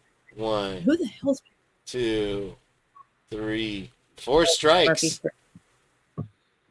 Wow. I'm sorry, I Krista. fell asleep. What were you saying? I'm sorry, I didn't mean to interrupt. Oh, you're good. I'm just saying Murphy's alive too, because obviously you heard that bark and it was not a happy bark or I don't know what kind of bark it was. Dude, but you're he gonna be usually, like, dude, if I hear a weird bark like that, I'm gonna step outside, see what the hell's going on. yeah, no And neighbors are calling. I am certainly, if I feel like there's some terrifying shit happening in the house, I am not gonna walk by an exit door. I'm gonna tell you that right now. I mean, they had windows they could have jumped out of. I mean, it's just all nonsensical, Yeah. illogical, nonsensical bullshit. You know what it might be? Hold on, I just figured it out. Maybe I have the suppressor on you. Oh crap! It really sounds that bad. Hold on, let me see what I got going on here. Where is Jage today? Yeah, I got the echo, audio gain control, suppression. Just got out. Try it now. Hello. That's a little clearer. Let me Cancellation. That's. Oh wait, no. There's the. How's that sound? That sounds better. Okay, we're doing good. Okay. Back to the thing. Okay. No one else talking. Okay. Did you make it to your room then? Mm-hmm. Okay. What time do you think she got in your room? Around like 4:20, 4:30. Okay, about the same time. She can't remember when she got home. She can't remember when anybody else, when anything, it was anything. But around 4:20, pretty much she remembers everything, right? Is this the Purge? Hey, you found us. I was hoping you didn't wind up in a ditch. How dare you, sir? Hey, Jage. Howdy, Jen. How you doing, ma'am? Good. How are you? I'm doing excellent, thank you. Fellow Purgers, how you doing? Great to see y'all. Krista, is it good to see you again there, ma'am? Hi. How are you? Excellent. How you doing? Good. Kane, sir, I would say it's great to see you, but we all know I'd be lying. We'd be starting with an untruth. Good to see you, brother. Thanks for coming on. I'm glad you made it home safe. Yes, sir. Always appreciate the invite and always enjoy a good purge. All right, let's continue on. Where's her room located to yours? I'm the only one on the bottom floor, right by the front door. Okay. And then you go up the stairs. Right by Vanna's the room, front door. Vanna's room, the kitchen, and then upstairs is Matt and Kate's. Okay. And where's That's right. She is right next Right to the by the front door. kitchen. Right by the kitchen. Okay. And did she say anything to you when she got into the room? She said she thought she saw a man, but I didn't know what to think of it. I was like still half asleep, and I was like, I didn't know. Isn't that the empty room, aka the office? Her room's to the left underneath the stairs. Well, the question came up of whether or not there was a picture of this office room. Have we seen one? Have you seen one? No, but I think the body cam being blacked out is blocking out personal effects, personal items in that room. Because I think he looks in that room, right? And But there was like, nothing in that room, allegedly. No one. I put a bed, right? Yeah, so what could have been in there? That's like items that you might use if you worked in an office space with a bed. I don't know. They spent an awful lot of time in that room. I think too. always seen reports with a description of that room. Yeah, but you're right. You're right, because I think they blacked it out for that reason. Trying to hide something. I was like, what are they hiding? Why is it blacked out downstairs? But They're hiding a lot. I Yeah. can't tell you exactly. Hold on, I'm messing with you guys' audio here, trying to clean it up a little bit. It's not you, it's me. I'm waiting for JJ to jump on that one. Okay, anyway, so all right, I'll leave it right there and see what happens. So yeah, in the body cam, you're talking about walking through the house, right, Krista? when he first walks in, yeah, and it's like he's on the first floor, but then he turns and it's like a big black box. And I'm like, is it blood going down the wall, or like what is blacked out downstairs? Because he didn't. Then he goes upstairs. I'm like, well, that room to the right is Bethany's, or to the left is Bethany's, and then or one or the other, and the other one's that spare bedroom. And one of them has like a big black box. I'm like, what's down there that we can't see? And I'm just thinking it's the bed and there's some personal item. I don't know. I want to know how Bethany's desk broke. Mm. It was almost like there was a struggle. Her desk was broken? Yeah.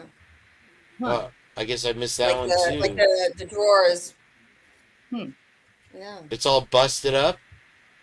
Yeah. Like, like the drawer, like one of the drawers is like hanging off or something, just it's broken.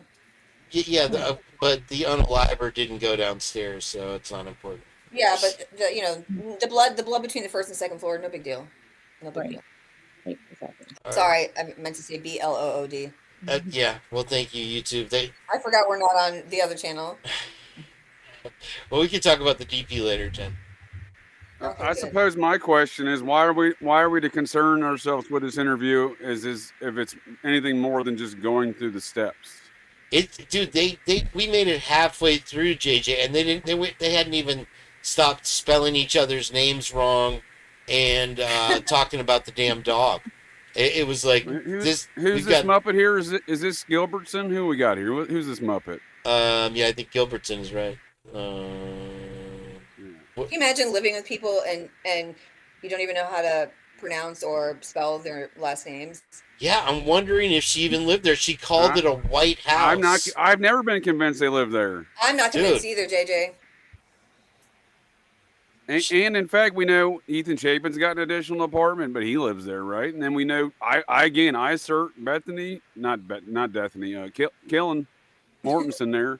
She was not. I yet to see any evidence she's an actual student, and I purport she is the same deal as that incident at Washington State University where they were dealing the yayos, the Skittles, through a fraternity, through a fake fraternity member of the AKL fraternity, the same one. Same fraternity, different chapter on the Washington State campus as Steve G. number 3, as Caden Young, as all them fellas in the band camp footage.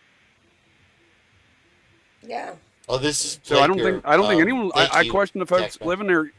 Allegedly, Kaylee's supposed to have moved out, but she's got more stuff in there than anyone else. And she brought more stuff to add to the room. That's what I'm saying. She's doubling the size of her footprint in that home. Yet she's moving to Texas.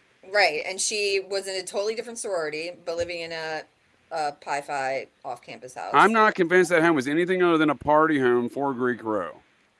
I think it's just I think when you get the sororities get suspended, I don't think they can live on campus in the house. Well, not only that, ma'am, none of them are allowed to party on campus. So I think that maybe because of whatever went down, that both sororities had been put on probation, on disciplinary probation. I think because you can lose housing, you can lose funding. Like it's pretty serious.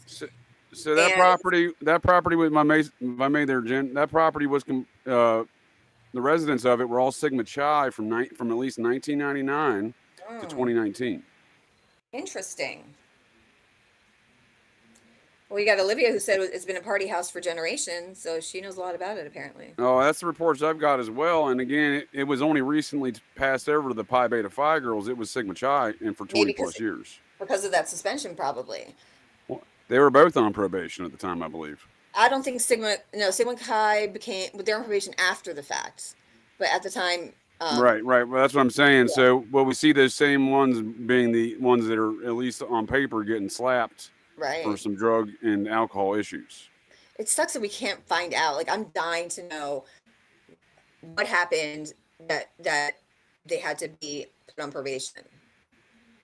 Well, here's the other fun fact I discovered looking at the past residents. There's a number of them that are involved in the quote-unquote national security complex within the military intelligence functions of the Navy and the Army. They're ROTC guys. You know, the same ROTC that appears old Sputnik Dome Brett Payne is now the ROTC commander. Well, you know that in the very beginning, there was an article out there saying how MPD was looking at the ROTC for the weapon. I mean, that's a reasonable place to start, right? Yeah. You have the neighbor behind them. Wasn't he ROTC or something? Yeah, he's a contracting officer in the Air Force. I don't suspect he's a trained killer of any regard, but it's possible. You never know these things, I suppose. But there's a lot of ROTC fellows that have resided in that home, and they were all Sigma Chi. Yeah. Good point. Yeah, of course, you're going to be able to afford to keep up an off-campus, I mean, just directly across the street, off-campus home that you can party at all the time, whether you're on probation or not. And and even better if it doubles as a drug distribution point where things are getting dropped off there, as the reports now state. Or Skittles, either. But it also, as well, Miss Potts, we did everything short of playing your video. I linked to the document where we were giving Ann Taylor credit for actually going through and presenting everything, and we can see where his denial, because nothing links, none of that evidence, none of that stuff on the rail, none of that stuff on the knife sheet has any link to the car. Therefore, it's irrelevant. I mean, that is the most insane argument that I've ever heard. Well, they do that with every piece of evidence, and they rule folks out based upon an improper metric that they don't use against Kohberger. You know what I mean? Yeah, no, everything is opposite when it's against Kohberger, just like the way it is in the media. Well, it's Muppet World, sir. We got Deputy Donut. It's fucking Muppet World. All right, let's try to get through this video because we'll sit here and talk all night. We lost Krista. I guess maybe she went head first and passed out on Benadryl and wine like Jenn did last night. If you want to come back up, Krista, you're welcome. You better behave or I'm going to copyright you. I'm speaking on Jenn. I know. Okay. Wait, she doesn't know if she heard screams. Wait, I gotta hear that again. JJ, that donut looks really delicious. And that donut, ma'am, is the chief deputy of Latell County. Well, okay, now it's not looking so delicious, but it did.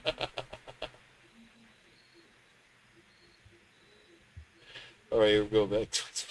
And did she say anything to you when she got into the room? She said she thought she saw a man, but I didn't know what to think of it. I was like, still half asleep, and I was like, I didn't know what to do.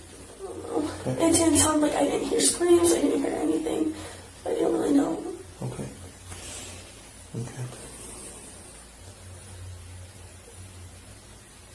And now she didn't say anything more than she just saw someone. Yeah, that's all I remember her saying. That's all I remember. So wait, JJ, wasn't she on Snapchat also and all these other social platforms as well? Dude, they were Snapchatting, dude. They were applying for jobs, dude. They were calling folks, taking pictures, deleting pictures. They were on Yik Oh yeah, I'm Yak. gonna pull it up. I'm gonna pull up They were doing Yik Yaks. For the social media. Texting their daddy. This is insane that the police would buy any of this shit. Okay. So your bed then, if I'm looking at the right house, you have a parking lot, front door, and your bedroom's just to the right? Okay. And that's where you slept from by the time you finally got into your room around 4-ish or so. Actually, before that. So like 3 something. Yeah. So you were in there sleeping. Okay. Dylan got to your room maybe somewhere around 4:20ish, but Dylan was already home at that point. You knew that Maddie and Kaylee were home. Do you know when anyone else in the house got home? I don't know when Xana or Ethan got home. I didn't hear them come in or anything. Okay. And last time you saw Xana and Ethan was at the Sigma guys. Okay.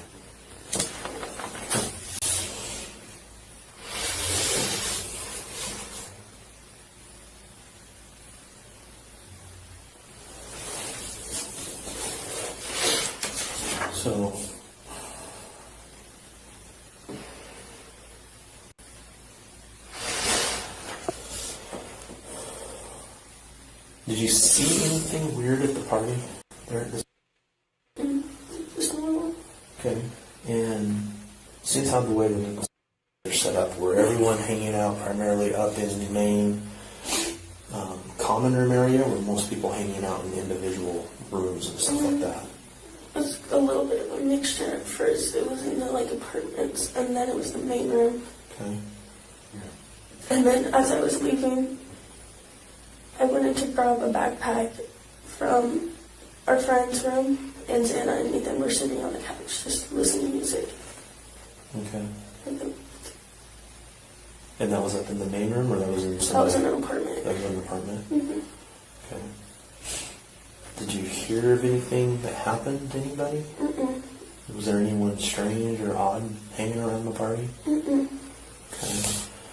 Do you know of anybody in your house that has an issue with anyone? Any ex-boyfriends? Anything like that? Mm-hmm. All their ex-boyfriends were really nice, and they still are good friends. Exactly as fuck. Have you ever had any of your roommates complain about anyone stalking them? Mm-mm. Once though, Kaylee said when everyone was like gone, me and were at the sorority house for a meeting, and it was only Kaylee, and she was taking Murphy out to pee. This was a while ago, and she said she swears she saw someone staring at her while she was taking the dog out to pee from the Remember backyard. how long ago that was? Maybe like a month. You could see like a man's silhouette like staring at her.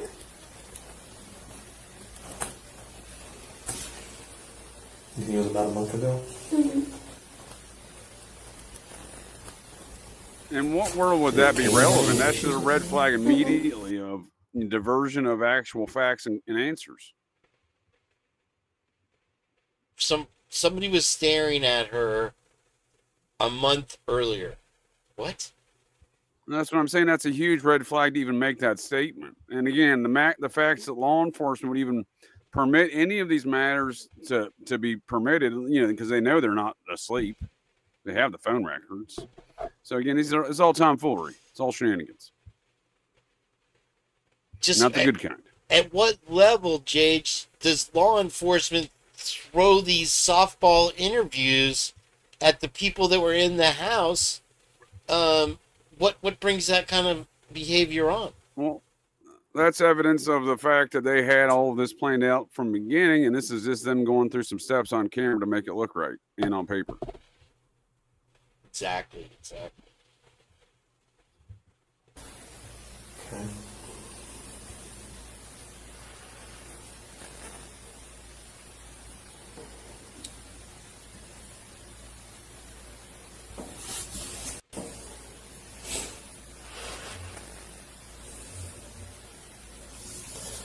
None of them have made any comments or statements of anyone. Miss Putz, I have to wonder if it was pain, though.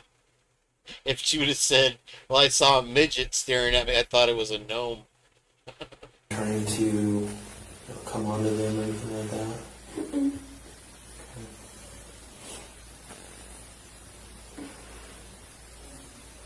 And you said that all the ex-boyfriends and that, they're all normally very nice and stuff like that. Mm-hmm. Are any of them fairly recent breakups? One, but Like I said, be a little bit. Can you give me a little information on that one? his name's he lives. Okay.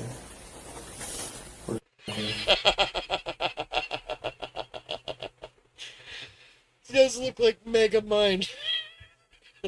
Down the street. On Taylor? On Kane, I think. Okay. And he and Kaylee share Murphy. Okay. And they dated for 7 years. And that's in Kaylee? Mm-hmm. Or something like that. And they dated for 7 years? Something like that. Since high school. Their families are really close too. Okay. And they shared Murphy? Mm-hmm. I think. How long ago did they break up? Maybe like 3 months or something. But they're still on really good terms. Do you know why they broke up? She was gonna move to like Texas. So that's why they broke up, because she's moving to Texas. That's the going story. Would you break up with somebody But because she they're blocked moving? him on Instagram. I mean, come on, give me a break.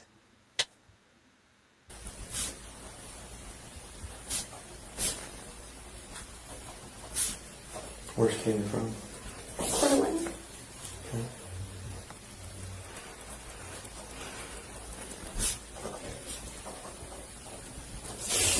Where is from? Portland. Kane, sir, you break up with the Purgers about every 5 minutes. You're not moving to Texas, are you? No, I would just move to Texas and keep going. Why would I break up because I'm moving? I mean, if you still love somebody, you still love somebody. It has nothing to do with where you live. Listen, I'm sorry, but no young woman, or it doesn't matter her age actually, but no woman who's happy and in love is going to leave her man. Period. She wasn't like a rocket scientist where she had only limited job opportunities. She could have found a job in IT anywhere. No person who's happy and in love is going to leave voluntarily and block him on Instagram. Period. Well, she was also reconsidering going to Texas. That's what I guess at some point Dylan or Bethany says about Kaylee in this interview. That's what I'm trying to get to. But yeah, I don't know. I don't know. Dude. Bizarre. Okay. You said that they're still on good terms, they still talk to each other? Yeah. Okay. Has Kaylee been seeing anyone else lately? Not really that I know of. That was a long one. Do you know when she was going to move to Texas? Not really. What do you mean, not really? Yeah, she's been dating older guys. I wouldn't call that seeing. Do you know when she was going to move to Texas? After the semester. But then apparently she wasn't going to anymore. I don't know. Oh, there it is. She wasn't going to anymore. Which that's not saying she wasn't she was thinking about it. It says she wasn't going to anymore. Wow, that's the first time we've heard that. I want to know who this male roommate that she was going to move into or move in with. I want to know who that is. Remember In Texas, that? yeah. Yeah. Like some random. I know she was posting looking for a roommate. But who is the guy? It's people I can't tell you about exactly, Miss Potts. Yeah. Also, as well, wasn't Kaylee hesitant to go back to U of I? Didn't we hear that was reported? I mean, that's what they say, and they also say she was living with her aunt and not her folks. They were having a beef. That's what I heard, but I haven't seen any evidence of that. Do you have anything? I think it was a statement made in one of the reports. I can get back to you on which one it was. I know that the report said that she was estranged, which I've been saying that from the get-go. I'm so happy to be validated. But I wonder what really is the real story, you know? It would make sense that they weren't as close as we've been told because they didn't really know the status of her and Jack's relationship. There's no photos, for parents weekend. They didn't go help Kaylee move in or move out, like just things that parents would do, right? But yet we're supposed to believe that everything is picture perfect. Another thing that I've been thinking about is, okay, we're wondering if it's an off-campus party house. Why would two seniors live with a freshman and a sophomore and then... Well, even better, sir, why would she not give a shit about her big sister, Madison Mogan, right? Bethany Funk never makes a single statement about her big sister. You're right. She posted something, I think, on social media that she missed Xana and Maddie, but she didn't post anything about Kaylee. Well, yeah, but I mean, and I'm saying in these videos or even in the interviews, I mean, she's not concerned about the whereabouts at all and this alleged body cam footage they released. No, not at all. And she never mentioned, I don't know if we said this before you came on, but Maddie called, like the last phone call Maddie made after calling Jack was to Bethany, and I don't think it was answered, as far as we know from the court docs, and I don't think it gets mentioned. Like, why didn't she answer? Well, that's an excellent point, ma'am. And why would you not question him about it later, right? Right, right.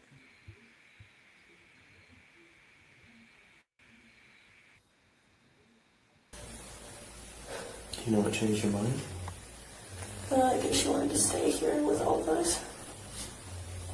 She wanted to stay here with all of us. So she decided to give up a job and her future in Texas to stay with her friends. Her friends that didn't even bother to go upstairs to check on her after this horrific event that's got them all in tears and they were terrified. They don't even check on her, but she's going to stay to be with all of us. Yeah, Oh, my sweet. ass. JJ, also, one thing. Sorry, go ahead. No, go ahead. My bad. Go ahead. No, saying about what JJ had said before, with freshmen living with seniors.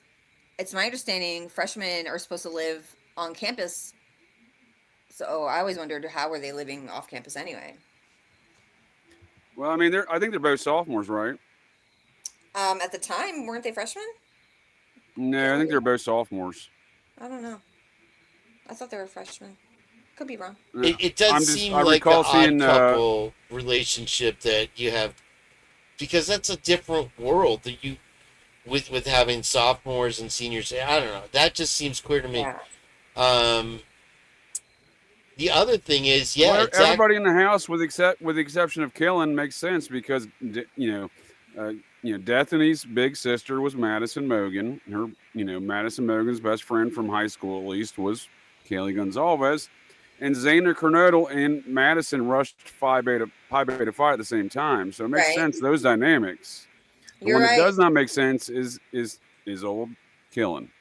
Her sorority big is Emily, I believe. Yeah, I don't buy any of that shit. I don't buy. There's so many problems with all of her narratives and stories about these bigs and littles of hers.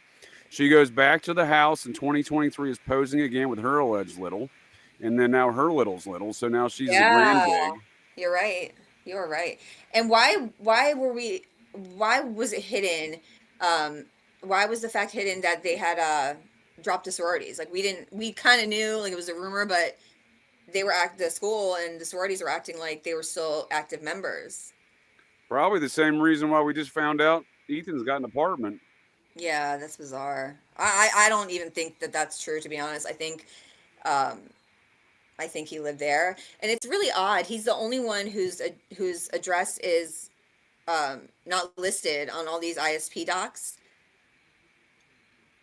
He's the only one, like starting from the very first document where it lists all the victims. It's got each separate one. I'm sorry, whose address one? Ethan. Okay. Has. They don't have. They purposely exclude his address. Not even just the town, but all the other victims. They have their address. Or any discussion of it. That's what I'm saying. What went down at that address? Wherever that address may be. Yeah, what happened to all the belongings in it? Somebody had to go in there and close out the contract for the rent. But here, well, you wouldn't have to do that, sir, because there was no probate cases in this event. Yeah. So yeah, that just got thrown on the curb, I guess, right? Basically. Well, it got moved out on the curb with a U-Haul truck on December 7th with James Fry and his shit-eating grin. That's for damn sure. That's for damn sure. Let's finish this out, guys. Hold on. Hold on, this thoughts.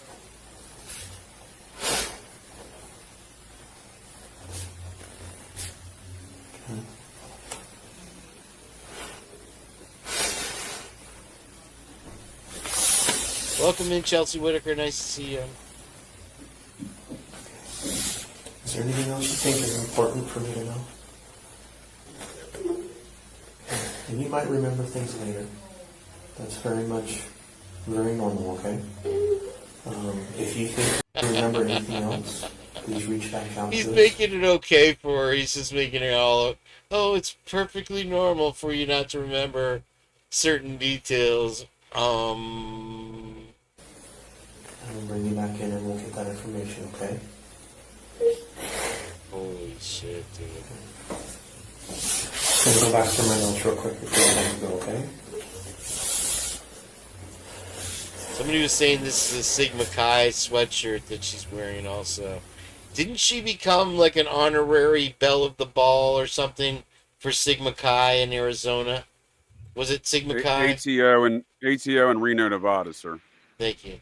So it was Maisie became the super What'd you call me? the super tramp of Sigma Chi later on, right? Wow, this is what. So here's the thing about Stacy Chapin going to CrimeCon is never offering up the Life 360 app information that they had where Ethan and Xana were at all times. She's not interested in putting any kind of input into this case other than Othram Labs is the best thing since sliced bread. Am I right? Yeah, she was at Exactly. CrimeCon last year, apparently, too. She was there the very first year, 2023. There you go. That's the thing with okay, up until like mid-December, the cops didn't know Ethan and Xana's timeline. They still had that 5-hour gap. So if she had Life 360 on Ethan's phone, I mean, he was with his brother and sister earlier, and his fraternity brothers. I mean, that should have been the easiest timeline to figure out. Well, to this day, we don't know where they were, ma'am, and it's No, we bullshit don't. to even infer that they can't track them down. It's just crazy to me. Like, I don't understand why. We also don't know where Kaylee was. They obfuscate all of their statements about where Kaylee is. They say she got home, and then Kaylee's not taking her dog out. Kaylee's not looking for the dog. Kaylee's not involved in any of these aspects of their narrative. Right, and her purse was still in her car when the G's got it back, allegedly. What's your take on that Sky West receipt in the back of one of them cars? Hold on, before you get into that, real quick. How dare you, sir? Is this the Purge? Let me interrupt you and your sharpshooting ass. The only reason that I could think that she would not want that information out there is because somebody wasn't where they were supposed to be. Right. So that way we keep the entire thing out of it. It doesn't raise any more questions. Allegedly, Hunter drove up to the house at 4:32? There's video of his that's car. That's never been confirmed. That's inferred. We have no confirmation of that. Well, there's video of his car driving up the street. Well, again, and if we're gonna put any validity into these videos, which we can point out all day, a lot of bullshit. Yeah, I'm not putting anything on these videos. You're right. Yeah, but no. As far as the checks, were check stubs from, was it Southwest or SkyWest, right? SkyWest. It's a regional airline out there in the West. And so these were paycheck stubs drawn on whatever bank, right? Yeah, I believe they're headquartered out of Phoenix, Arizona, if I'm not mistaken. And so what do you make of those?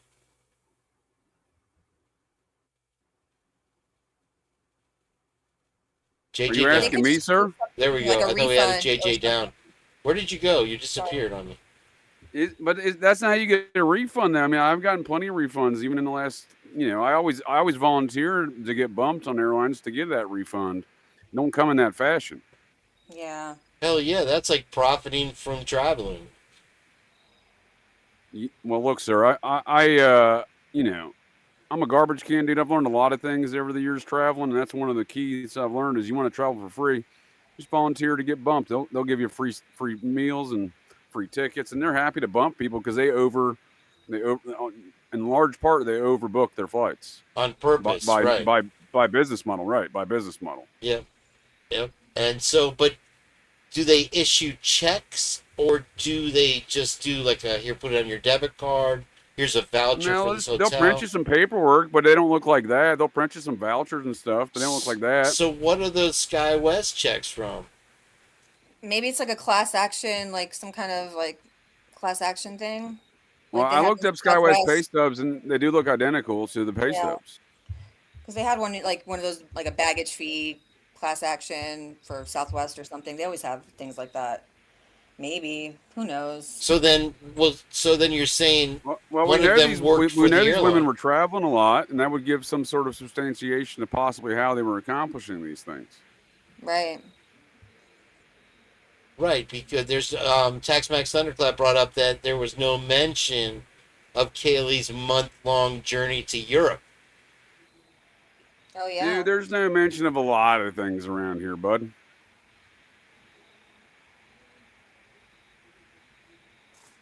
That Well, seems odd. let's say the reason they were traveling was on a buddy pass or something, right? And then they were somehow getting paid for whoring these women out, but they were getting paid through some sort of payment system through this airline, perhaps. I wonder if any of the stops along the way, if some of the layovers were at Fort Bragg or not. No, they do westbound stuff. I think all west of the Mississippi.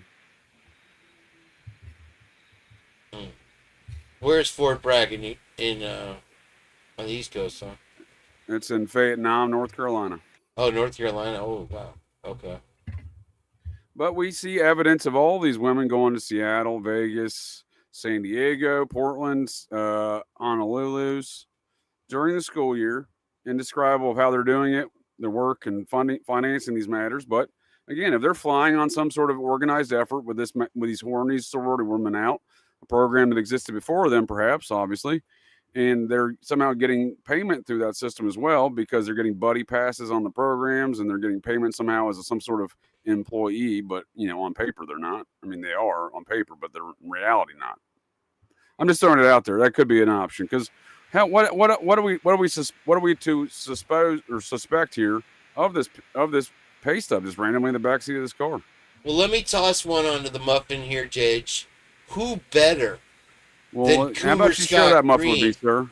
You don't have to eat it. You just anyway. So, who better than Coomer Scott Green to be like, oh, don't worry about your schoolwork. Go on these trips.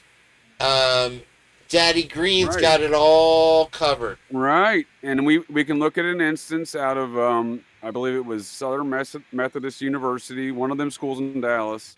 Back in the 90s, the Booster Club was doing exactly what we're describing right now. They were pimping out the ladies of the sororities on the university. Yes. Use them through airlines from the Booster Club's connections to these airlines. I don't know. I can't say they were paying them the way I'm certain, but they were paying them in a manner through this network in a manner that is described how I'm describing it today. JJ, I was saying that exact thing about the spreadsheet that Ava Wood was keeping on the different girls' babysitting schedules. I think between that and this private driver, quote unquote, that keeps alcohol in his car for passengers, I feel like the first thought I got was some sort of going on dates type of thing, Escorting you for sure. as the escort. Right. Escorting the escorts, yeah.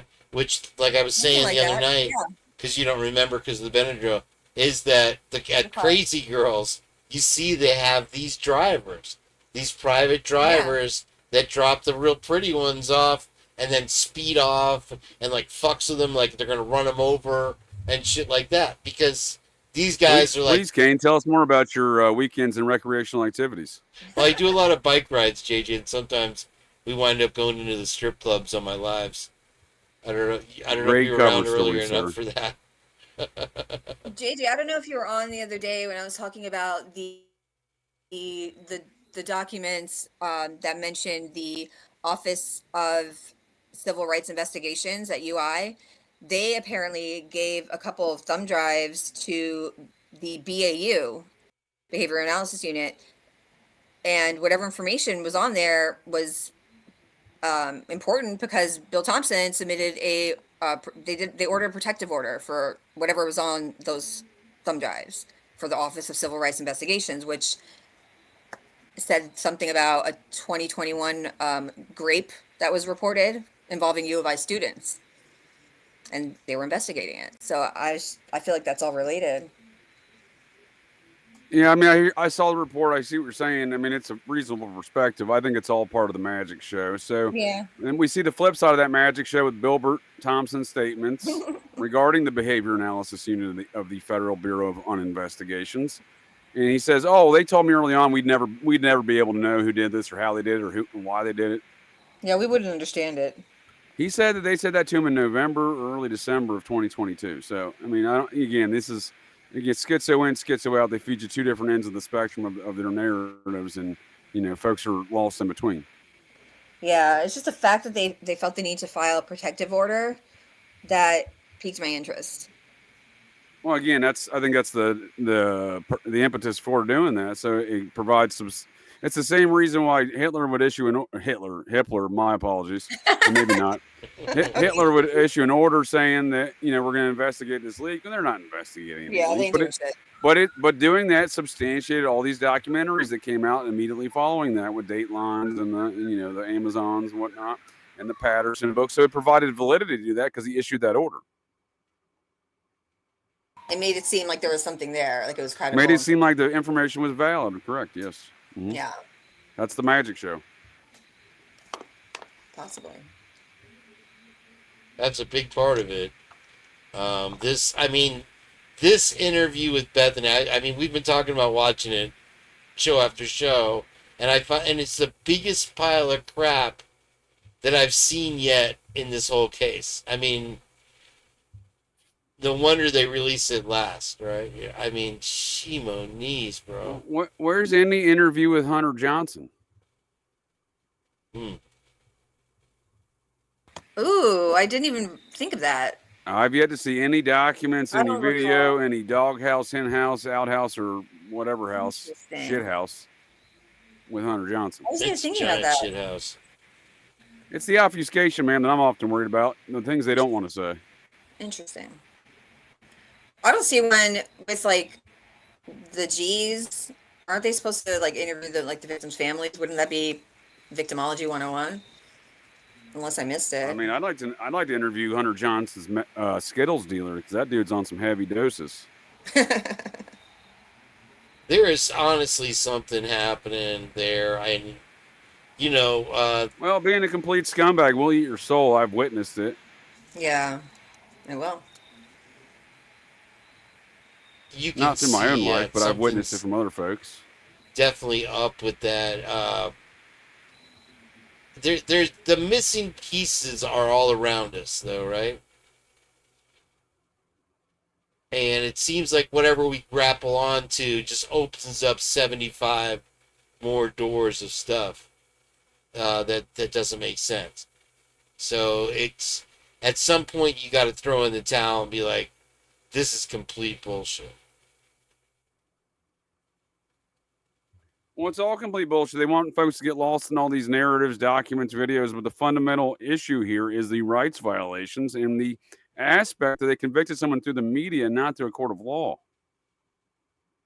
And they continue, for some reason, even though this case is closed, to pursue that narrative and make him look like this horrible monster that I've seen no indication that he is. Am I on the right track there? I mean, I agree, dude. I think it's all propaganda. I don't believe he had a drug problem. Oh, I apologize, Jen. Go ahead. Well, I was saying he might be a bad person, but is he an unaliver? That doesn't, just because he has weird eyes, or maybe he's a little, socially awkward, or maybe he's creepy and likes weird corn, whatever. None of that is relevant. That's just, did he do it? Show me he did it. It's not a thing that they're putting out there has anything to do with whether or not he did it or not. And it's disgusting. It's not one piece. There's not a single report with his name on it.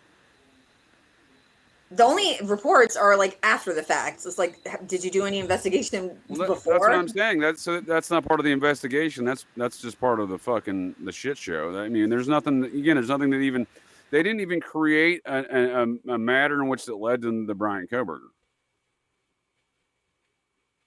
Well, they retro did it after the fact. No, and what report, sir? I don't know. Allegedly, that security guard at WSU saw his car and reported it. Right? Yeah, Isn't but they that how play we got games with to? those dates too, don't they? So there was an Absolutely. email written on November 27th, November 28th, circa 2022, from I believe it was the operations officer or legal counsel over there in Whitman County or the sheriff's department, saying, "Do not make any phone calls about this car. Do not, if you find the car or suspect, do not communicate it outside of the confines of this office.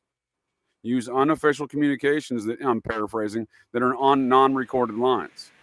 Right. It almost seems as if they were trying to hide it from someone in law enforcement, like didn't want them to hear it over the radio or get flagged or whatever. Yeah, they didn't want somebody to know about it, right? Yeah. Like don't call it in to dispatch, don't run the plate number, just call So, this number. and we're told later though that they did run it, and then we're told later that was going in the PCA as leading him down to Coburger. But then Payne testifies later he learned about that on December 20th. Right, and not to mention in the PCA, I think one of the officers, there's one that went physically to the address and saw the Elantra, and then there's another one that ran white Elantras through the WSU whatever parking system. Right, same day too, Right. same day, and it's same day they wrote that email. Just right within like a half an hour. But one of them says that it had a Pennsylvania plate, and one says Washington plate. But by that time, he had changed his plates over. That's what I'm saying, man. Once we take all of these details and try to put them together, whether there's the body cameras, the 911 calls, the reports, any of these things, we can all say they're all bullshit because we can start putting the details together and they don't match up. Right. So they never communicated. They wrote all of these things after the fact. They never communicated. I don't believe any story about any identifying that car any time. Me either. Doesn't make any sense. It's also weird that Chief Fry called Chief Jenkins on the 19th. That's what he said in the interview. Jenkins said that, and they had just gotten Brian's name allegedly, right? So like, why don't you guys chill? Why don't you look into him first before you're calling Chief Jenkins and telling him that he did it? You get what I'm saying?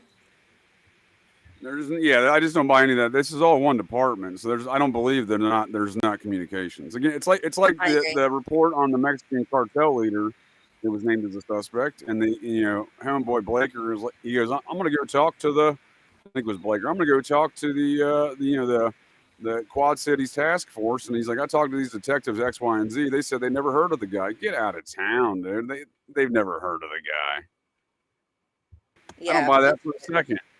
Did you guys see the document where Dylan's phone was hacked or something like that? Anybody? I didn't see that one. No. Well, I mean, I don't know for a fact because obviously things are redacted, but there's numbers on these when they, put like witness 1, witness 2. There's, I believe it's MNI number and then like some other number. And I just noticed that same number was also in other documents where you can clearly tell that it's an interview with Dylan. So I just saw the same numbers on a different document about someone's phone being tapped or hacked or something like that. Hold on, if you want me to find it, I'll find it. I don't know what those numbers stand for. Do you know, JJ? Is this the Purge? It's like PNR number or something like that. An MNI or something. Oh, those are the identifier numbers, the IMEI? Right. No, not for the phone. This is like for like witnesses. Like if there's a separate supplemental document, but it's the same person that they're interviewing, it'll have like the same numbers, like maybe 6 or 7 digits. Hold on, I'll find it. Sounds like an internal identifier for their systems or something. Right. Or So that's how I was filing able to tell that it was Dylan. Hold on. Let me see. Damn it. All right, give me a minute. You guys continue. Well, I just wanted to reprimand Master Nature for his no call no show today. He's in a world of shit now. Hopefully we get him on the next show. I apologize that there was a miscommunication there. Do you want to wrap up some final thoughts, Jage, We're coming in at 4 Yeah, I hours got some final here. thoughts for you, sir. Earlier, I tuned into this program. You alleged it's the Purge. I'm not convinced of it. And in this conversation I'm discussing that I overheard, you were describing some sort of Ronald McDonald tale from the 19th century, which sounded like, I'm not going to be honest with you, sir, it sounded like bullshit. We don't let I'm the just truth saying. get in the way of a good story here at the Purge Station. Yeah, no, Ronald McDonald, the unaliver killer, the serial unaliver. Ronald McDonald the clown, he took out 12 children. Correct. True story. And they found a circus poster which the marketing company decided to use unawares of his activities with the happy... Okay, it was a ridiculous story, sir. I think you're muted, Jage. We lost you here. Did I hit your button? Yeah, you're muted. Let me double check in the back room here. Have we lost Jen? Where's Jen? You're not muted. Oh, I'm here. I'm just looking for something, so I muted. there we it. are. Yep, JJ's back. Quit me, JJ sir? down. We got a JJ down. Why are you trying to cover me up, JJ? All right, there we go. What did you find the number? I'm looking for it. Hold on. Hold your horses. You know, there's a lot of documents I got to look through. JJ's family member. The mockumentary. That's what Spinal Tap's called. I love those Spinal Tap guys. I want to see that new movie. It's as ridiculous as it is. All right, Jen, I'm going to go ahead and rage quit right there so everybody has to watch my one Yeah, just commercial. do that. I'll find it for next time. Yeah, no, that's perfect. Okay, good night, everybody.